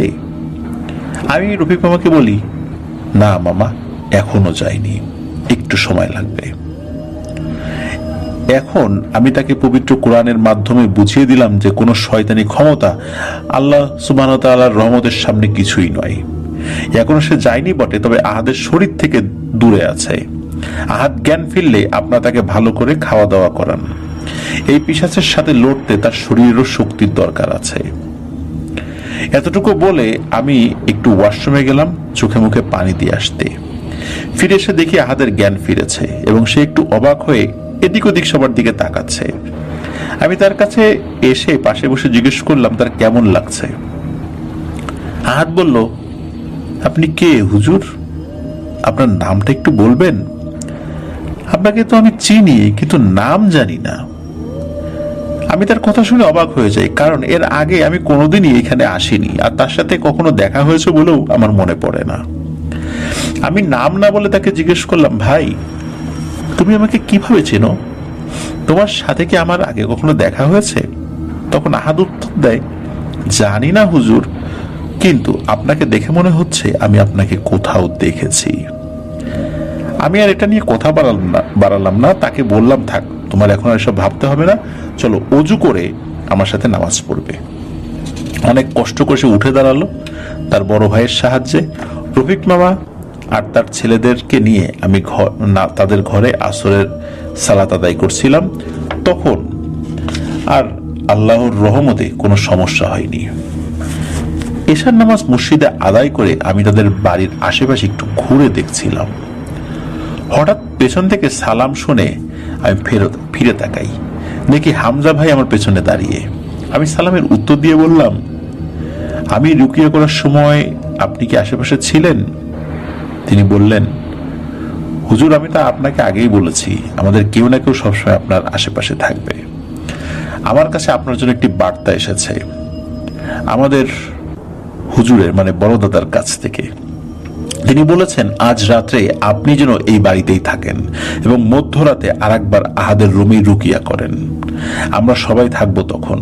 মনে রাখবেন, এবার রুকিয়া করার সময় ছেলের ভাই বাদে কাউকে সাথে রাখতে পারবেন না। অবশ্যই আগে নিজেকে ভালোভাবে আল্লাহ তাআলার কালাম দ্বারা পবিত্র করে নেবেন। আমি সম্মতি জানালে হামজা ভাই চলে যান। খাওয়া দাওয়ার পরে আমার অনুরোধে সেদিন রাতে রফিক মামার সম্মতি নিয়ে আরমানের ঘরে রুকিয়া সেশন হওয়ার ব্যবস্থা করা হলো। আগেই ঘরের সবাইকে জানিয়ে দিয়েছি আরমান ভাই ছাড়া ওই সময়ে আমার সাথে কেউ থাকতে পারবেন না। সেভাবেই সবকিছু ঠিকঠাক ব্যবস্থা করা হলো। আহাদকে রাতের খাবার খাইয়ে আরমান ভাইয়ের রুমে ঘুম পাড়িয়ে দেওয়া হলো। আমি অপেক্ষা করছিলাম সঠিক সময়ের। এমন সময় আরমান ভাই আমতা আমতা করে আমার পাশে এসে বললেন, হুজুর, আপনাকে একটা কথা বলার ছিল। আমি তাকে জিজ্ঞেস করলাম, কি বিষয়ে? তিনি বললেন, হুজুর, আহাদের এইসব সমস্যা শুরু হওয়ার বেশ কিছুদিন পরে আমি একটি জিনিস খেয়াল করেছি। আহাদের ঘাড়ের পেছনে কিছুদিন যাবৎ কেমন যেন একটা দাগ পড়েছে। একটা একটা দিন যাচ্ছে আর আস্তে আস্তে সেটা যেমন গাঢ় হয়ে ফুটে উঠেছে। আপনি একটু দেখলে ভালো হয়। আপনার সাথে দেখা করতে গিয়েছিলাম তখন বলতাম, কিন্তু ভরসা পাইনি। আমি বললাম, আচ্ছা, আমি দেখব। আপনি যান, অজু করে আসেন, আমাদের প্রায় সময় হয়ে যাচ্ছে। এ কথা বলার পর আরমান ভাই উঠে অজু করতে চলে যান। ঠিক তখনই প্রায় সাথে সাথে সারা ঘরে বিশ্রী পচা গন্ধে ভরে যায়। সাথে সাথে আমি আয়াতুল কুরসি পাঠ করতে করতে চেয়ার থেকে উঠে দাঁড়াই এবং রুমের সেই বৈদ্যুতিক আলোতেই দেখতে পাই আহাদ খাটে ঘুমাচ্ছিল। তার চারপাশে নিচে বেশ কয়েকটি বিশাল মাকড়সা খাটের চারপাশে ঘুরছে এবং মুখ দিয়ে সাদা সাদা এক জাতীয় তরল মুখ থেকে বের করে খাটের আশেপাশে মেখে দিচ্ছে। আমি এই দেখে একটু সামনে এগোতে যাব, এমন সময় আমার ঘাড়ের পেছন দিকে চেপে ধরে কেউ, যেন আমাকে প্রায় এক হাত শূন্যে তুলে ফেললো। আর কেমন জানি পেছন থেকে হিংস্র জানোয়ারের মতো আওয়াজ করছিল। হয়তো ওই অবস্থায় 10 থেকে 15 সেকেন্ড ছিলাম। হঠাৎ তখন রুমের দরজা খোলার আওয়াজ পাই এবং সাথে সাথে সেই সত্তাটি আমাকে ছেড়ে দেয়। মাটিতে পড়ে যাওয়ার আগে দেখলাম বামন আকৃতির কালো লোমশ কিছু একটা আমার পাশ দিয়ে প্রায় চোখের পলকে মাকড়সার মতো চার হাত পা ছড়িয়ে দ্রুত খাটের নিচের দিকে চলে গেল। আমি টের পেলাম আমার হাত ধরে কেউ একজন একটানে আমাকে দাঁড় করিয়ে দিলেন। পিছনে ফিরে দেখি হামজা ভাই, রেহমান ভাই, সাদিক ভাই সহ আরো প্রায় 5-6 জন। এরা সবাই বড় দাদার অনুগত জিন। তারা ঘরের ভিতরে প্রবেশ করলেন। আমি বেশ সাহস পেয়ে গেলাম আল্লাহর রহমতে। রেহমান ভাই বললেন, আর দেরি করা যাবে না, আপনি রুকিয়া শুরু করেন, বাকিটা আমরা দেখছি। আমি রেহমান ভাইয়ের কথা মতো পবিত্র কোরআন খুলে পড়তে শুরু করলাম। এমন সময় সামনে তাকিয়ে দেখি আহাদ খাটে উঠে দাঁড়িয়েছে এবং বলছে, এই হুজুর, এগুলো বন্ধ কর আর এদেরকে চলে যেতে বল, তা না হলে এই ছেলেকে এখানেই জানে মেরে ফেলবো। আমি কথা না শুনে পড়ে যেতে লাগলাম। এর মাঝে রেহমান ভাই সহ সবাই খাটের চারপাশ ঘিরে দাঁড়িয়ে গেছে, কিন্তু তারা কেউ খাটের উপরে যেতে পারছে না। সাদিক ভাই হঠাৎ বলে ওঠেন, হুজুর, আপনি পড়তে পড়তে বিছানায় উঠে তার কপালে পবিত্র কোরআন ছুঁয়ে দিন। একথা শুনে আহাদের ভেতরে থাকা সত্তাটি চিৎকার করে বলে ওঠে, খবরদার হুজুরের বাচ্চা, কাছে আসলে একে কিন্তু মেরে ফেলবো, তোর পুরো পরিবার ধ্বংস করে দেব। তুই জানিস না আমি কে, কিন্তু এরা কিন্তু ভালো করেই জানে যে আমি কে। এরা সবাই জানে। এই বেঈমানের দল, তোরা জানিস না যে আমার কিছু হলে তোরা কেউ তার কাছ থেকে বাঁচবি না? রেহমান ভাই বললেন, কার কাছ থেকে বাঁচবো না বাঁচবো সেটা তোর মতো নোংরা কারো কাছ থেকে আমরা শুনতে চাই না। আমরাও চাই তোর সেই নোংরা কুৎসিত প্রভু এবার বাইরে আসুক। অনেক খুঁজেছি তোদেরকে আমরা, কিন্তু এতদিন ধরে কাপুরুষ শয়তানের মতো লুকিয়েছিলি। কিন্তু দেখ আমার আল্লাহ তাআলার ক্ষমতা, যে ইনসান জাতিকে তোর প্রভু কোনোদিন মূল্য দেয়নি, নিজের পাপিষ্ঠ কাজে বলি দিয়েছে, যাকে ইচ্ছা তার ক্ষতি করেছে, আর সেই ইনসানদের একজন মহান আল্লাহ তাআলার হেদায়েত প্রাপ্ত একজন বান্দাকে দেখে তোর রূহ কেঁপে উঠেছে। ভেবে দেখ, মালাকুল মউত তোর সামনে আসলে কি করবি? তৈরি হ শয়তান। আমাদের উপরে আদেশ আছে তোকে এখন থেকে যেন জীবিত কোনোভাবেই আমরা কাজ করতে না দেই এবং এখান থেকে তোকে জীবিত বের হতে না দেই। সেইভাবে প্রস্তুত হয়েই আমরা এসেছি। ডাক তোর সেই কাপুরুষ প্রভুকে, দেখ তোকে আজ বাঁচাতে আসে কিনা। আমি রেহমান ভাইয়ের কথা কিছুই বুঝতে পারছিলাম না। আমি শুধুই পড়ে যাচ্ছিলাম আর এক পা করে সামনে যাচ্ছিলাম। হঠাৎ আহাদ চিৎকার থামিয়ে বিছানায় লুটিয়ে পড়লো আর দেখলাম রেহমান ভাইরা সবাই তাদের পাঞ্জাবির ভেতর থেকে মোটা মোটা কিছু শেকল বের করে দাঁড়ালো। আমাকে হামজা ভাই বললেন, হুজুর, আপনার কাজ শেষ, আপনি কষ্ট করে ছেলেটাকে নিয়ে ঘর থেকে বের হয়ে যান। আমি দেরি করিনি, টেবিলের উপরে পবিত্র কোরআন শরীফ রেখে আহাদকে নিয়ে রুম থেকে বের হয়ে আসি। বাইরে এসে দেখি আরমান ভাই মেঝেতে অজ্ঞান হয়ে পড়ে আছেন আর বাসার সবাই ঘুম। এত কিছু হয়ে যাচ্ছে, এদিকে কেউ কিচ্ছু টের পাইনি। আমি অবাক হলাম। আহাদকে আরমান ভাইয়ের পাশের সোফাতে বসিয়ে দিয়ে আমি উঠে দাঁড়াই। হঠাৎ আহাদের ঘাড়ে চোখ পড়তেই চোখ আটকে যায় আমার। আহাদের ঘাড়ের পেছনে উল্টো করে একটি ত্রিভুজের মতো আঁকা চিহ্নটি দেখে আমার মনে হলো আমি এটা আগেও দেখেছি, কিন্তু কোথায় মনে করতে পারিনি। এর মধ্যে মনে হচ্ছিল আরমান ভাইয়ের রুমের ভেতরে ভয়ঙ্কর রকমের মারামারি ধস্তাধস্তি হচ্ছে।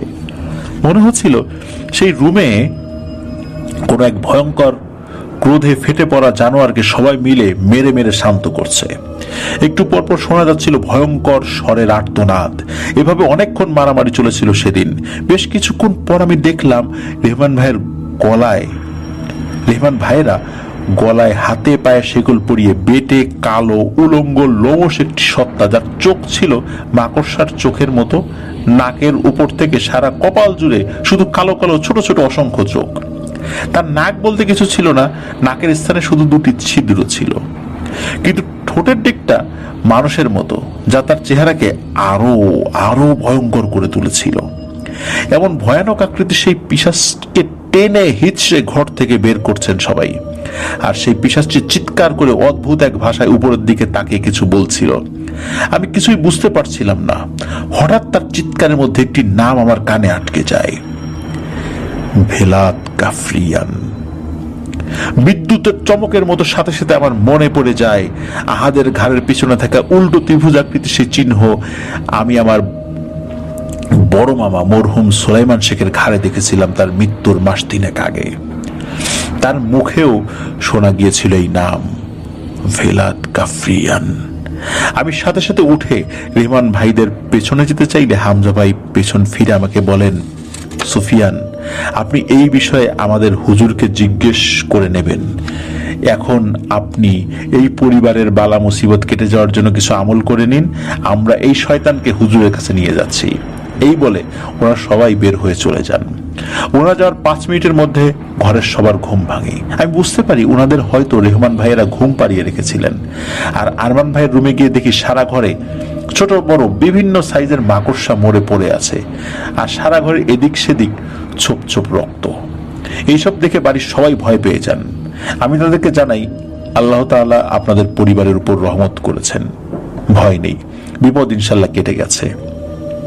আহাদকে নিয়ে গোসল করান, এতিম মিসকিনদের ভালো খাবারের সহিত আরো কিছু উপঢৌকন দিয়ে দিয়েন আপনাদের সাধ্য অনুযায়ী। আপনাদের উপকার করতে গিয়ে যেই হুজুর বিপদে পড়েছেন তার চিকিৎসার ব্যবস্থা করুন, তাকে আর্থিকভাবে সাহায্য করুন। ইনশাল্লাহ আর কোনো সমস্যা হবে না।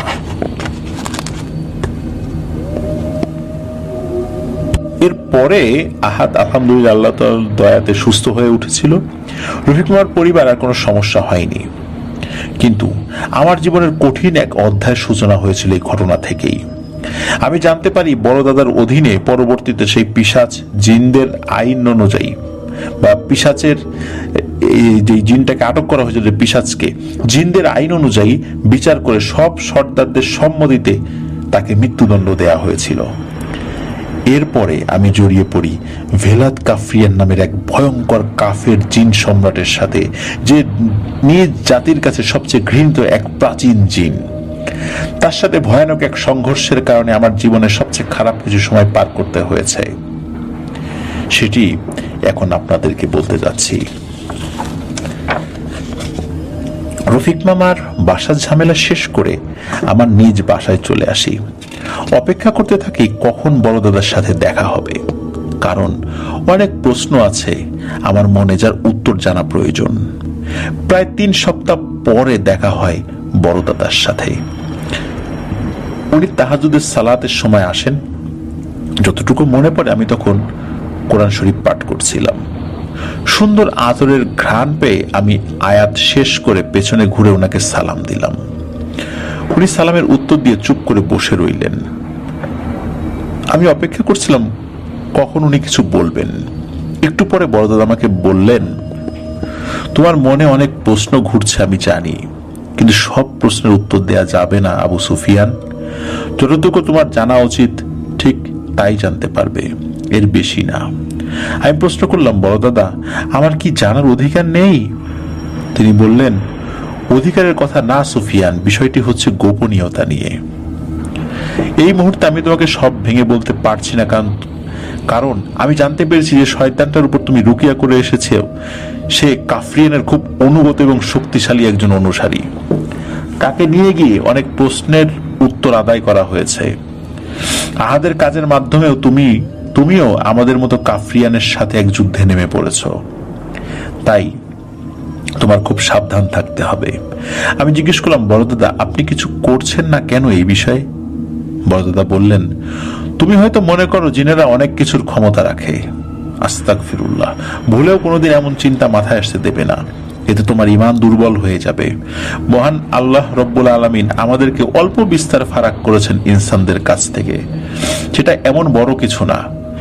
কিন্তু কিছু ইনসান আছে যারা জিনদেরকে সেই ফারাকটাকে অনেক বড় কিছু মনে করে, এবং নির্দিষ্ট কিছু শয়তান সেই মনে করার সুযোগ নিয়ে খারাপ হারাম কাজে লিপ্ত হয় এবং নির্দিষ্ট পাপিষ্ঠ বিপথে পরিচালিত কিছু মানুষের আনুগত্য গ্রহণ করে, নিজেদের শয়তানি কার্যক্রম দিনে দিনে বাড়াতে থাকে। এমনই এক শয়তানের নাম ভেলাদ কাফরিয়ান, যে নামের সাথে তুমি ভিন্ন ভিন্ন দুটি সময় পরিচিত হয়েছ, যার সম্পর্কে জানতে তুমি অনেকদিন অপেক্ষা করেছো। হ্যাঁ, তোমার মামার মুখে শোনা সেই নাম এবং আহাদের সাথে থাকা পিশাচের মুখে শোনা সেই নাম একই জিনের। সে একজন কাফির, পথভ্রষ্ট, অত্যাচারী, ক্ষতিকারক এক জিন। শুধু ইনসান জাতির ক্ষতি করেছে এমন না, সে আমাদের জাতির অনেক মুসলিম জিনকে নির্মম ভাবে হত্যা করেছে।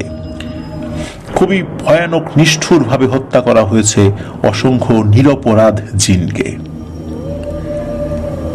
শুধু মুসলিম জিনকে হত্যা করে সে ক্ষান্ত হয়নি, অন্য ধর্মেরও বিভিন্ন জিনদেরকে সে নিষ্ঠুর ভাবে নির্মম ভাবে হত্যা করেছে।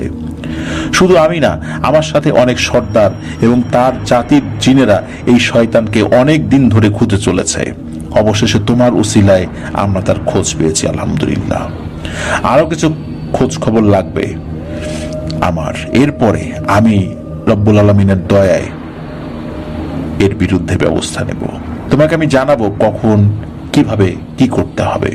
ধৈর্য হারিয়ে ফেলো না, দয়া ভিক্ষা চাও মহান আল্লাহ রব্বুল আলামিনের কাছে, তিনি যেন আমাদের সকলকে তার রহমতের ছায়ায় ঢেকে দেন, আমিন। আজ আমি আসি, অপেক্ষায় থাকো। আমি যদি নাও আসতে পারি, আমার যদি কখনো মৃত্যু হয়ে যায়, আমার অনুগতদের কেউ এসে তোমাকে খবর জানিয়ে যাবে ইনশাল্লাহ। কারণ হায়াত মৌত সবকিছু আল্লাহ সুবহানাহু ওয়া তাআলার হাতে, কে কখন মারা যাবে জানি না। এতটুকু বলে বড় দাদা বিদায় নিয়ে সেদিনের মতো চলে গেলেন। আমি আগের মতোই অন্ধকারে পড়ে রইলাম, কারণ হালকা পরিচয় পেয়েছি সেই শয়তানের, এটা ঠিক, কিন্তু আমার করণীয় সম্পর্কে কোনো ধারণাই দেওয়া হয়নি আমাকে। এর পরে বেশ কিছুদিন কেটে যায়, আমি আমার নিত্যদিনের কাজকর্মে ব্যস্ত হয়ে যাই। এমনই এক হাটবারের দিন বাজার থেকে সদাই কিনে বাড়ি ফিরছিলাম। সময়টা মাগরিবের পরে, কিন্তু এশার একটু আগে। বৃষ্টিবাদলার দিন ছিল সেদিন, রাস্তায় কাদায় মাখামাখি। এর মাঝেই হেঁটে হেঁটে বাড়ি ফিরছিলাম। হঠাৎ বাড়ির কাছাকাছি এসে আমার মন কেমন যেন একটু সতর্ক করে দিল আমাকে। আমি আয়াতুল কুরসি পড়তে শুরু করলাম, আশেপাশে সতর্ক নজর রেখে এগোচ্ছিলাম। আর একটু এগোতেই আমার বাড়ির সীমানার বাইরে একটি জামরুল গাছের পেছনে চোখ পড়তে আমি দাঁড়িয়ে যাই। আনুমানিক 8 থেকে 9 ফুট উচ্চতার একটি কালো আলখেল্লা পরিহিত অবয়ব গাছের পেছনে আড়াল নিয়ে দাঁড়িয়ে আছে। আমি যেখানে ছিলাম সেখান থেকে তার উদ্দেশ্যে সালাম দিলাম, কিন্তু সেই অবয়বটি সালামের উত্তর না দিয়ে আমার দিকে একটি পুটলি জাতীয় কিছু ছুঁড়ে মারে। আমি একটু পিছিয়ে এসে তার উদ্দেশ্যে বলি, কে পাঠিয়েছে আপনাকে? এর মধ্যে কি আছে? সে উত্তর দিল, তোর জন্য উপহার পাঠিয়েছে, সামনে আরো পাবি। এটা বলে অবয়বটি গাছের সম্পূর্ণ আড়াল নিয়ে কোথায় যেন চলে গেল চোখের পলকে। আমি সেই জিনিসটি হাতে স্পর্শ না করে সেটা রেখে দ্রুত বাড়িতে গিয়ে বাজারের ব্যাগ রেখে একটা বস্তা নিয়ে ফিরে আসি। সেই জিনিসটি বস্তায় পুরে এশার সালাতের উদ্দেশ্যে মসজিদের পথে যাত্রা শুরু করি। মসজিদে পৌঁছে দরজার বাইরে বস্তাটি রেখে আমি এশার জামাত শেষ করি।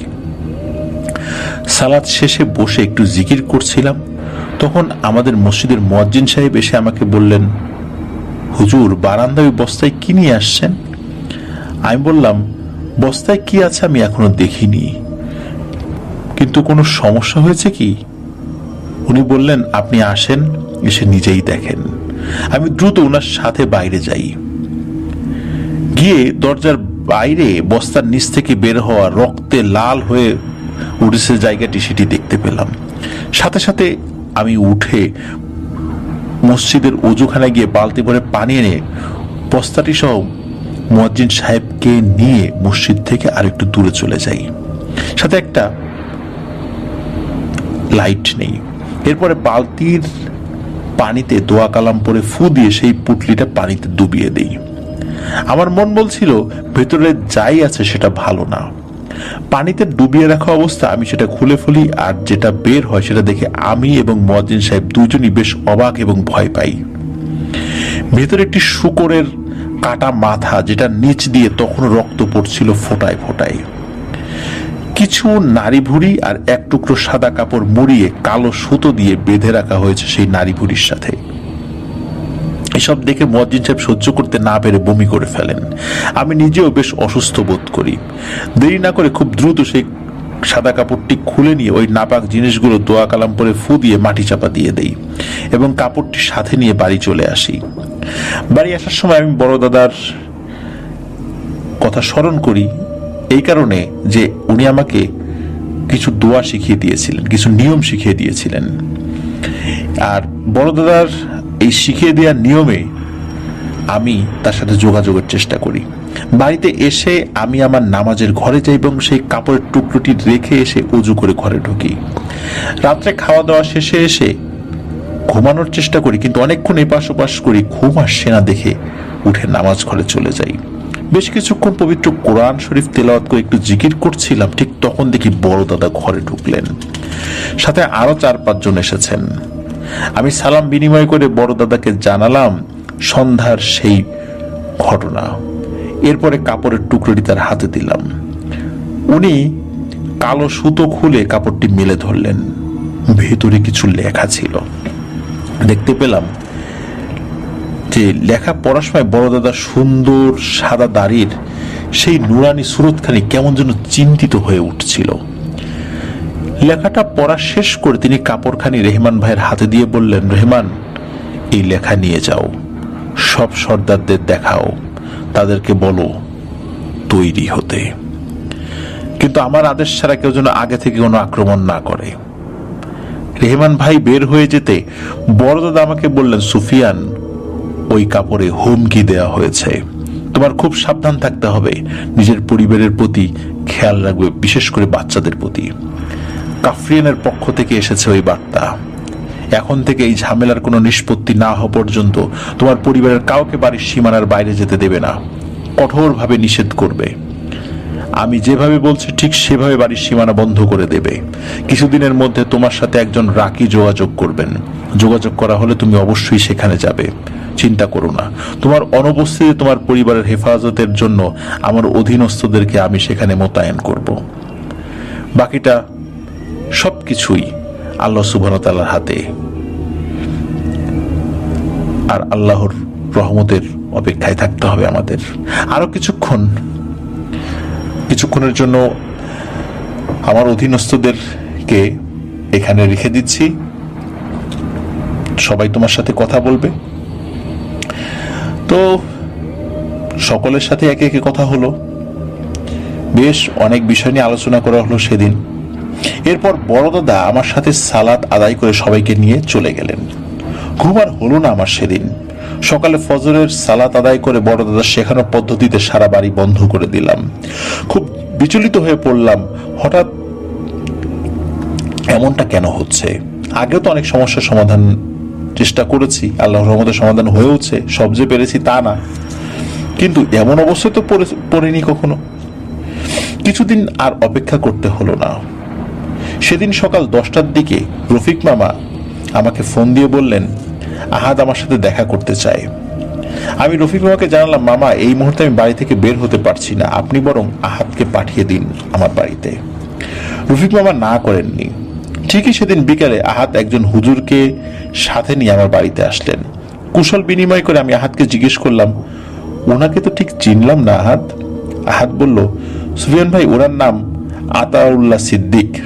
উনি পেশায় আপনার মতো একজন রাকি। উনি আমার পরিচিত এক মেয়ের চিকিৎসা করছেন, কিন্তু কোনোভাবেই পেরে উঠছেন না। ওই মেয়ের ভাইয়ের সাথে আমার কথা হওয়ার পর তিনি সিদ্দিক হুজুরের সাথে আমাকে পরিচয় করিয়ে দেন। আমি সিদ্দিক হুজুরকে আপনার কথা বলি, এটাও বলি আপনি কিভাবে আমার চিকিৎসা করে সারিয়ে তুলেছেন আল্লাহর রহমতে। আমার কথা শুনে সিদ্দিক ভাই আপনার সাথে দেখা করতে চান, তাই নিয়ে এলাম ওনাকে। সুফিয়ান ভাই, আপনি দয়া করে মেয়েটিকে সারিয়ে তোলার ব্যবস্থা করেন। আমি আহাতকে জিজ্ঞেস করলাম, মেয়ের নাম কি ফারজানা? আমার প্রশ্নে আহাত বেশ লজ্জা পেল। আমি একটু হেসে সিদ্দিক ভাইয়ের দিকে তাকিয়ে জিজ্ঞেস করলাম, ভাই কি হয়েছে বলুন, কি এমন সমস্যা হয়েছে যে আপনি রুকিয়া করতে পারছেন না? সিদ্দিক ভাই শুরু করলেন, ভাইজান শুরুতে বলি আমি এসব কাজে নতুন না, অনেকদিন ধরেই জিনের সমস্যা নিয়ে কাজ করছি, কিন্তু এই ফারজানা মেয়েটার মতো সমস্যা আমি আগে কখনো দেখিনি। প্রথম দিন আমি যখন তার চিকিৎসা করতে যাই তখন সে কোনো কথাই বলেনি, আমার কোনো কথার উত্তরও দেয়নি। কিন্তু পরের দিন আমি যখন তাকে প্রশ্ন করি, সে আমার প্রশ্নের উত্তর না দিয়ে আমার পরিবারের সকলের তথ্য শুনিয়ে দিল আমাকে, এমনকি আমার পরিবারের যারা দূরে থাকে তারা কে কি করছে সেটা সহ। আমি ঘাবড়ালাম না, বুঝতে পেরেছি বেশ বদ এবং শক্তিশালী শয়তান এটা, তাই একটু ভিন্ন পথে রুকিয়া করার চেষ্টা করি। ঠিক তখন আমার মনে হলো অদৃশ্য গরম কিছু আমার ঘাড়ে চেপে ধরা হয়েছে। যন্ত্রণায় চিৎকার করে আমি সেখানেই মাটিতে ছটফট করি কিছুক্ষণ। ফারজানার পরিবারের লোকেরা আমাকে ধরে ঘরের বাইরে নিয়ে যান। বাইরে বের হতেই আমি একটু সুস্থতা বোধ করি। সেদিনের মতো আমি বাড়ি ফিরে যাই।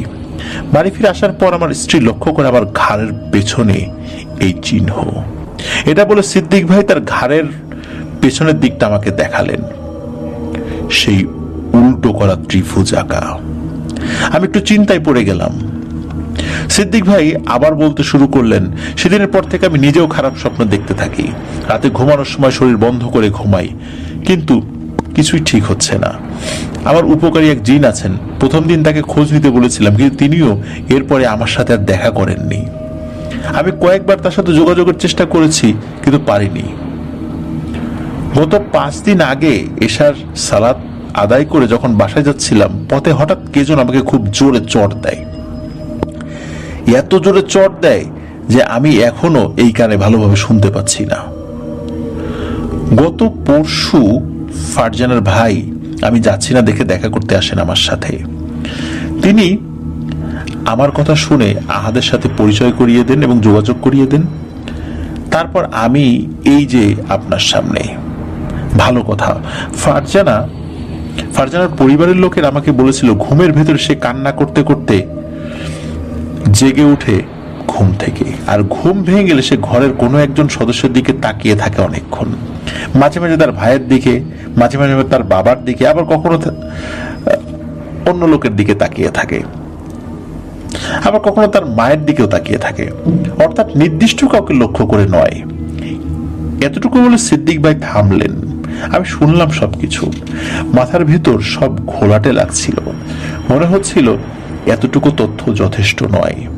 আমি সিদ্দিক ভাইকে বললাম, ভাই আপনারা দুজন আজকে আমার বাড়িতেই থাকেন, আমি কালকে ইনশাল্লাহ আপনাদের দেখি কিছু জানাতে পারি কিনা। সিদ্দিক ভাই এবং আহাদ ভাই ছিলেন সেদিন, তবে আমার বাড়িতে না। সিদ্দিক ভাইয়ের এক আত্মীয় থাকেন পাশের গ্রামে, তার বাড়িতেই ওনারা দুজন ছিলেন। এদিকে আমি আসরের নামাজের পর থেকেই বড়দাদের সাথে যোগাযোগের চেষ্টা করি। রাত আনুমানিক 10টার দিকে মসজিদ বন্ধ করে বের হব, এমন সময় রেহমান ভাই আসলেন। মসজিদে তখন কেউ ছিলেন না।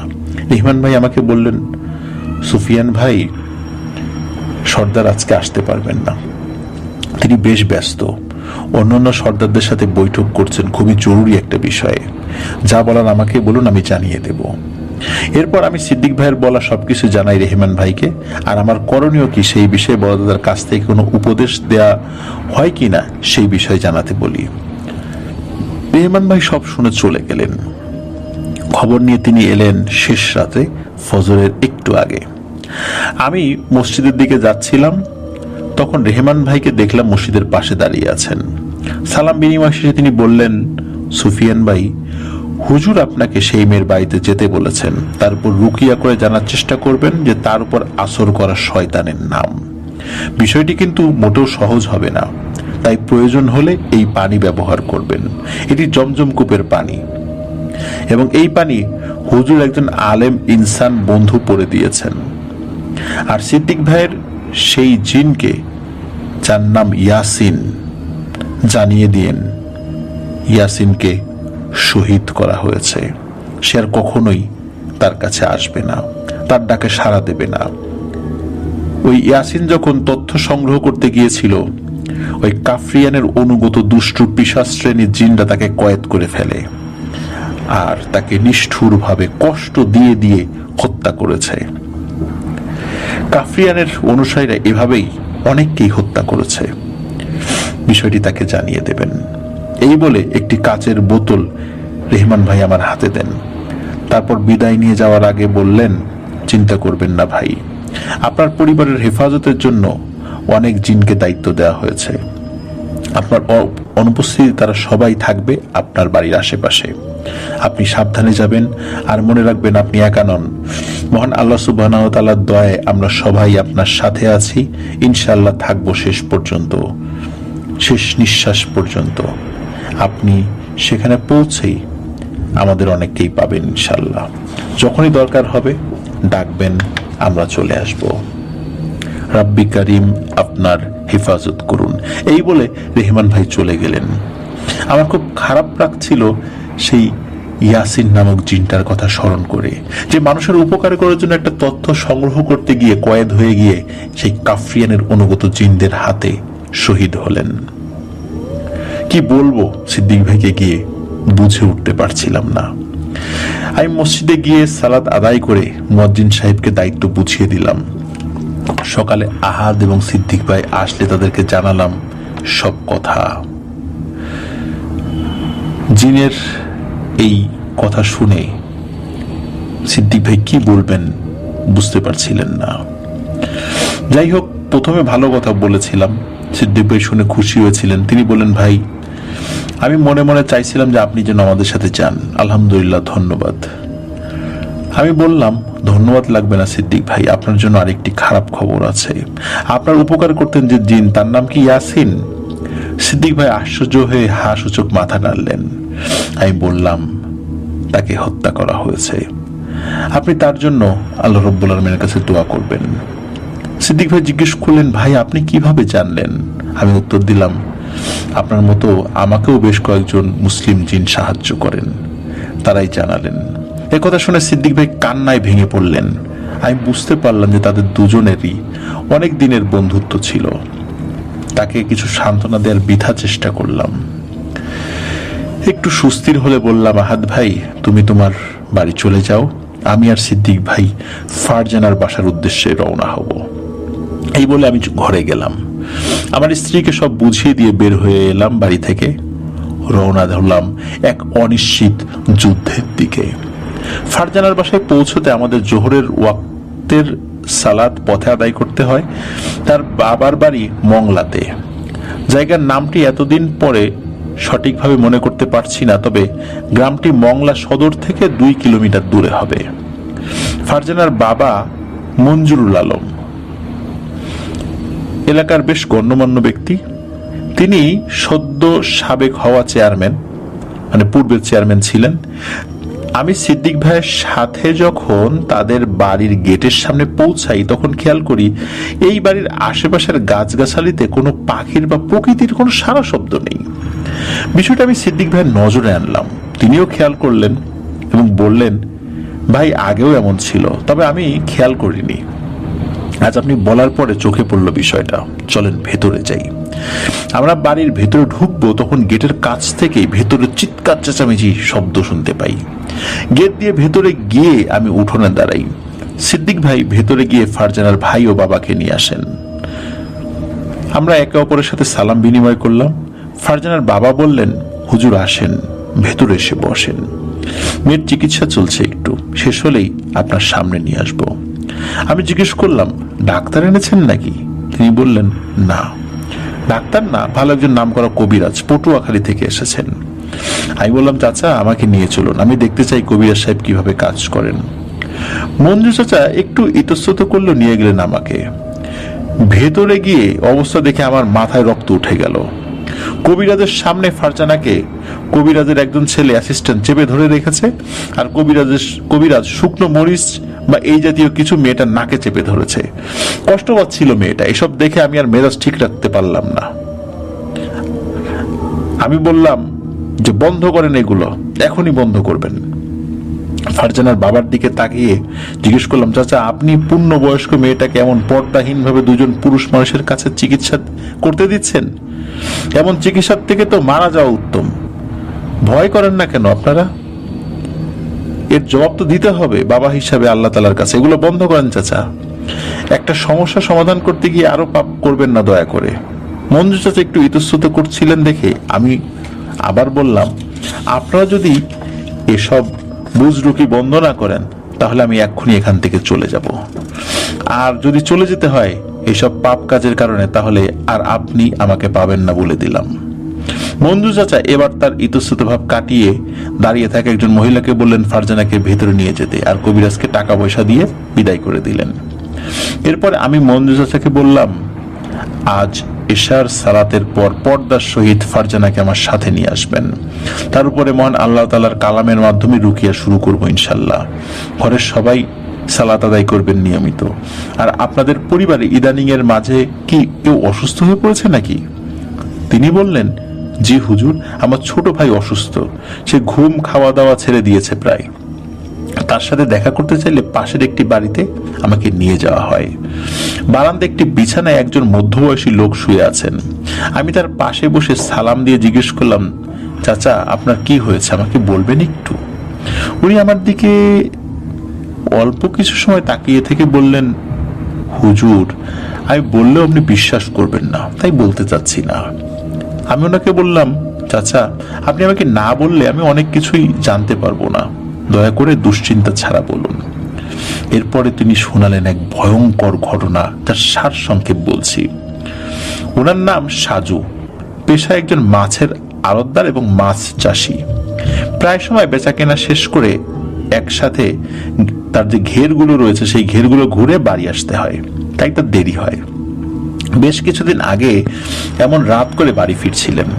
তাদের গেটের ভেতরে ঢোকার পর উনি মঞ্জু চাচাদের বাড়ির টিনের চালের উপর চোখ পড়তে দেখতে পান কালো আলখেল্লা পরিহিত 10 থেকে 12টি অবয়ব হাঁটু মুড়ে উপর হয়ে বসে দুলছে। প্রথমে তিনি ভাবলেন চোট্টর হবে, তাই হাতে থাকা টর্চ লাইটের আলো ফেলেন চালের উপরে। আলো ফেলেই তিনি ভয়ে চমকে ওঠেন। তিনি দেখেন আলখেল্লার ভিতরে মুখের স্থানে যতটুকু দেখা যাচ্ছে সেখানে মাংসের দলা ছাড়া আর কিছুই নেই। ভয়ে তিনি পিছিয়ে আসেন, আর ঠিক তখনই দেখলেন ওই কালো অবয়বগুলো মাছ থেকে একটি অবয়ব উঠে দাঁড়ায় এবং সেখান থেকে লাফ দিয়ে শূন্যে উঠে মিলিয়ে যায়। উনি ভয়ে চিৎকার করতে যাবেন, ঠিক তখনই ওনার ঘাড়ের পেছনে প্রচন্ড যন্ত্রণা শুরু হয়। মনে হয় ওই জায়গাটি পুড়িয়ে দিয়েছে। এরপরে উনি চিৎকার দিয়ে উঠলে বাড়ির সবাই বের হয়ে এসে ধরাধরি করে ওনাকে ওনাদের ঘরে নিয়ে যান। প্রচন্ড ব্যথায় তিনি ঘুমিয়ে পড়েন। সেদিন থেকে একটি স্বপ্ন প্রতিদিনই দেখছেন। তিনি ঘুমালেই দেখতে পান তার পরিবারের কেউ একজন মারা গেছে এবং ফারজানা সেই মৃতদেহর মাংস খুবলে খাচ্ছে। আর ফারজানার পেছন থেকে সেই কালো অবয়বগুলো দাঁড়িয়ে ঝুঁকে ঝুঁকে কিছু একটা বলছে।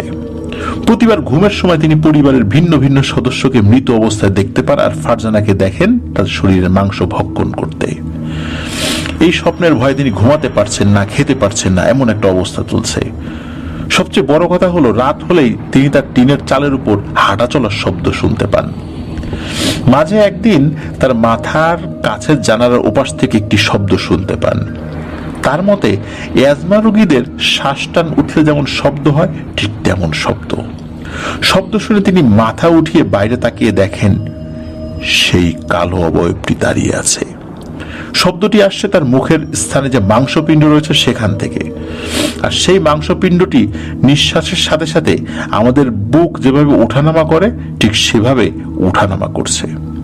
এটা দেখে ভয় চিৎকার দিয়ে তিনি অজ্ঞান হয়ে যান। এরপরে বাড়ির লোকজন এসে ওনাকে পানি টানি দিয়ে জ্ঞান ফেরান।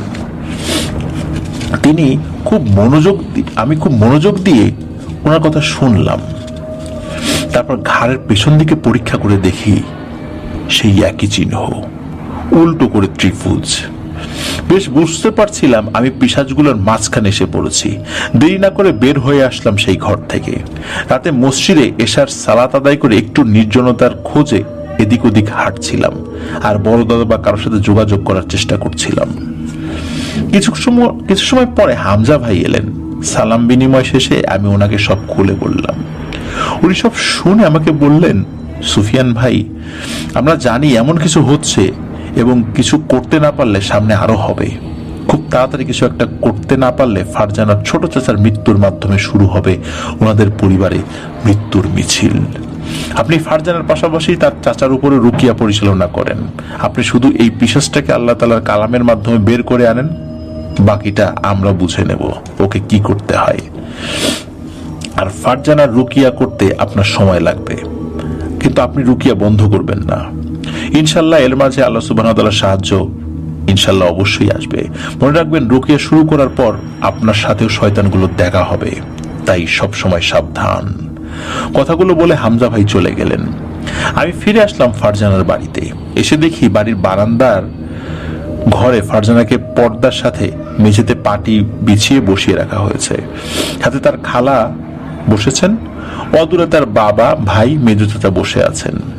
আমি ফারজানার বিপরীতে বসে পড়লাম। ব্যাগ থেকে আমার সব সফরের সঙ্গী পবিত্র কোরআন শরীফ বের করে আনলাম আর বের করলাম বড় দাদার পাঠানো সেই পানি।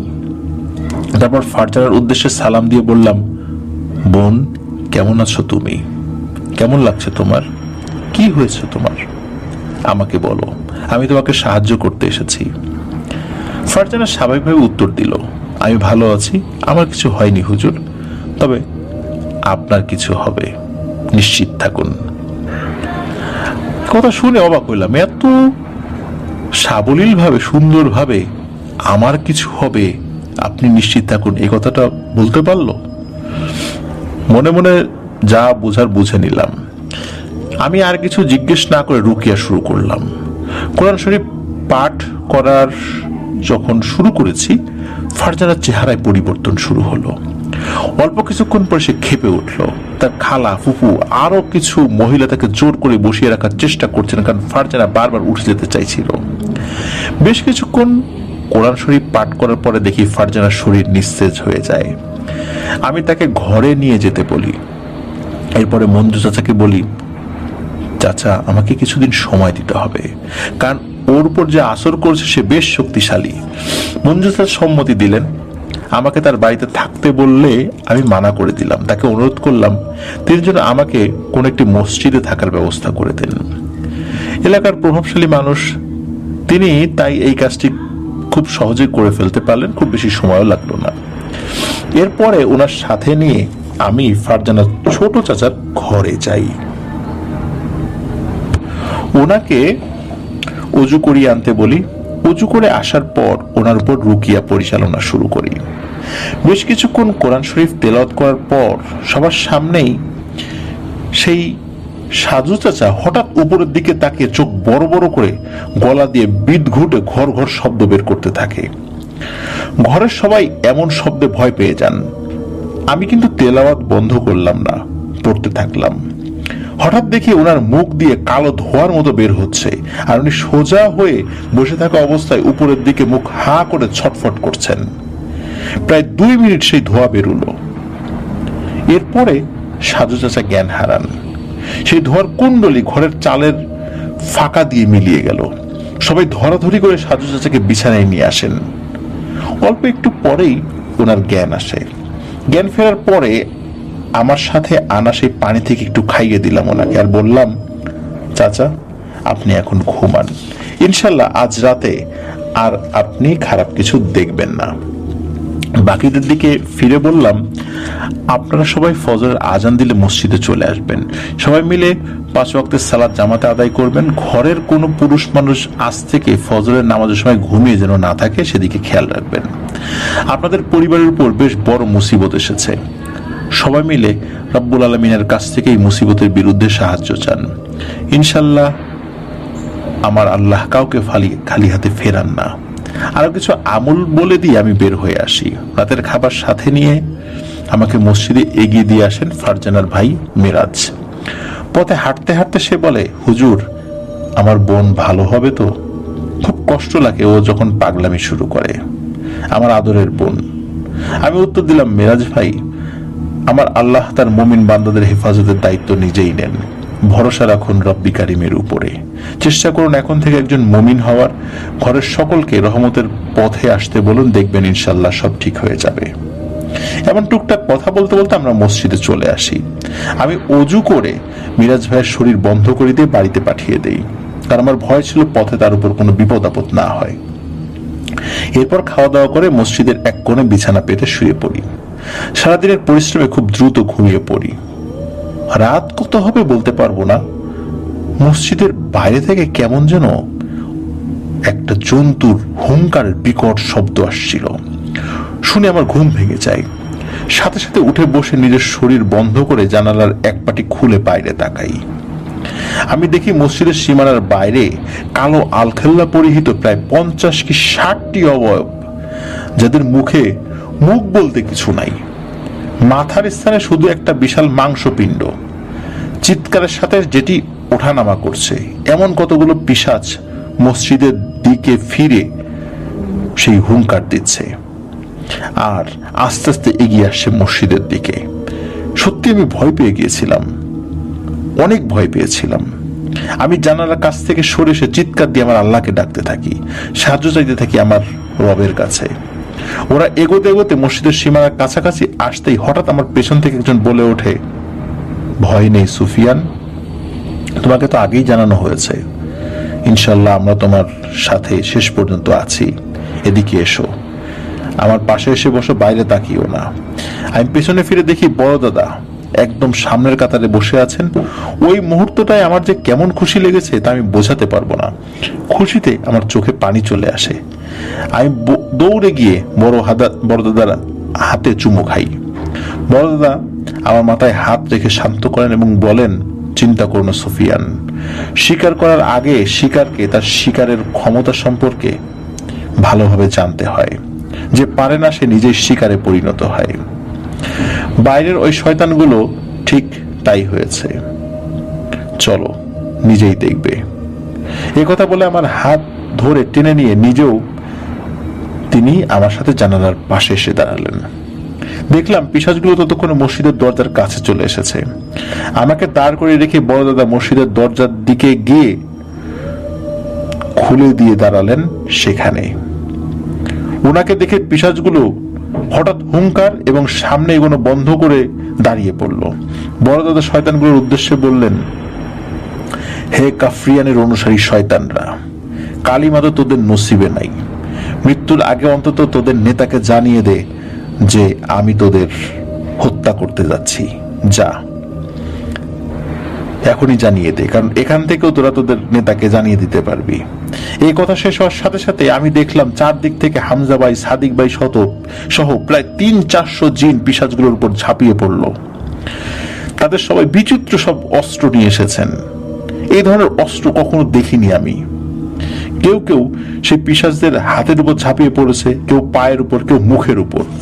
মোট কথা কোনো দয়া দেখানো হলো না তাদের উপরে। দীর্ঘ সময় মসজিদের সামনে তাণ্ডব চলল।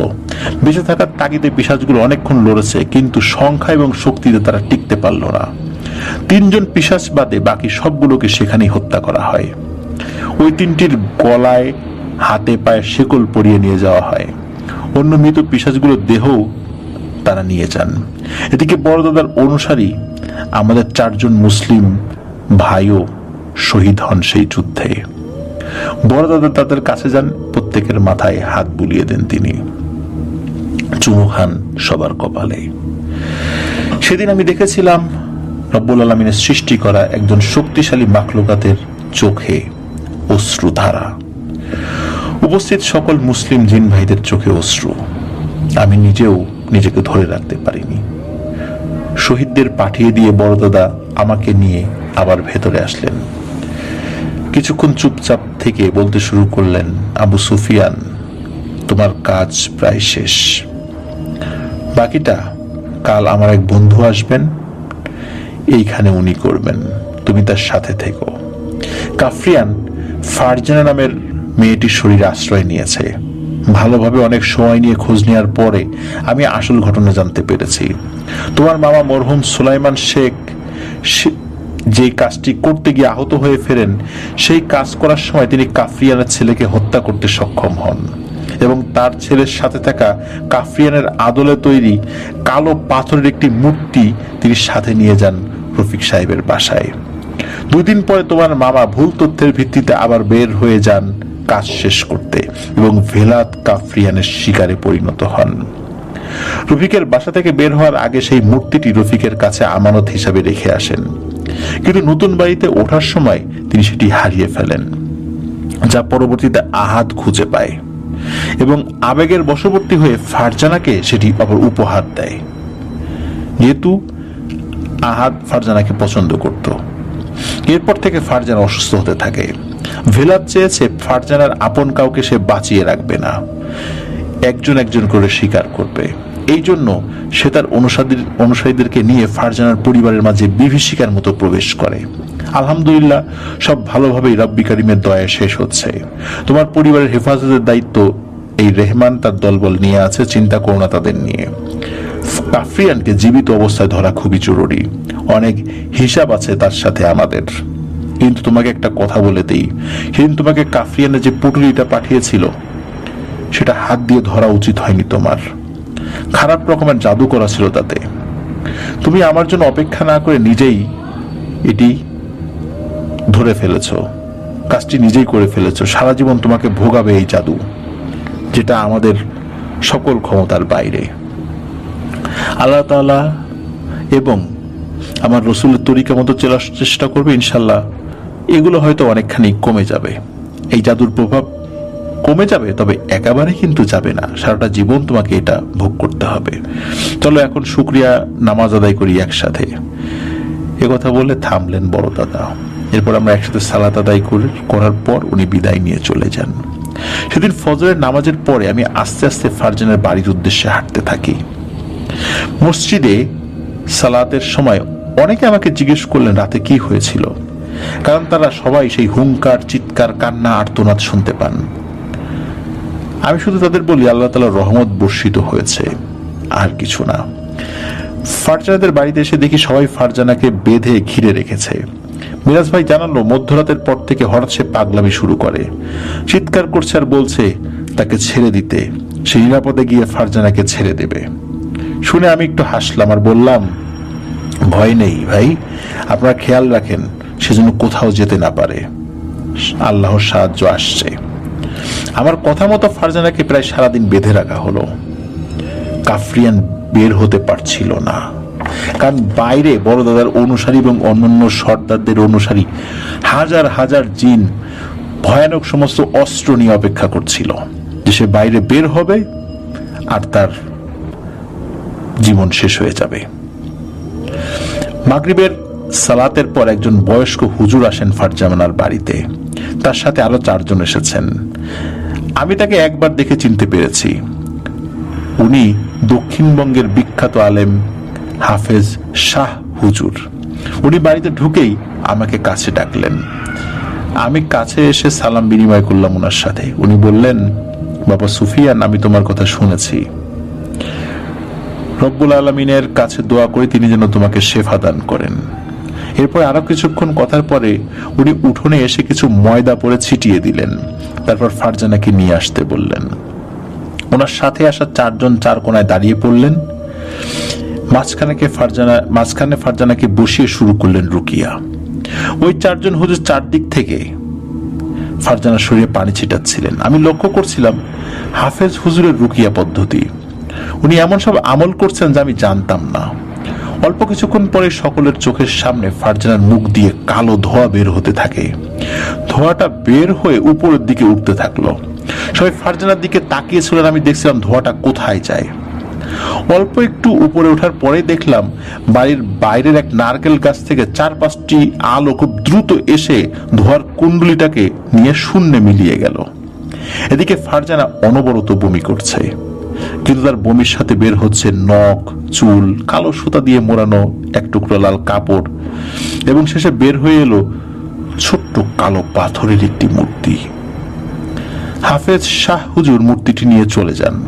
যার সময় আমাকে বলেন, বাবা, রব্বুল আলামিনের পথে চলতে হলে অনেক বাধা আসে, সেই বাধা কাটিয়ে যদি অল্প কিছু সময়ও কেউ বাঁচে, আমি মনে করি সেটাই তার জন্য অনেক বেশি। ভালো থেকো।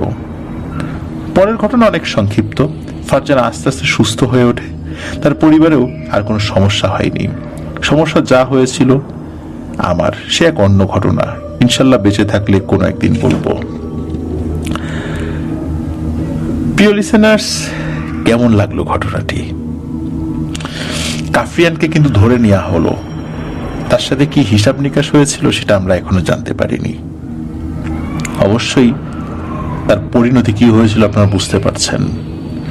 অসংখ্য জিনকে নির্বিচারে, বিভিন্ন ধর্মের জিনকে তার নিজের প্রয়োজন মতো বলি দিয়েছে।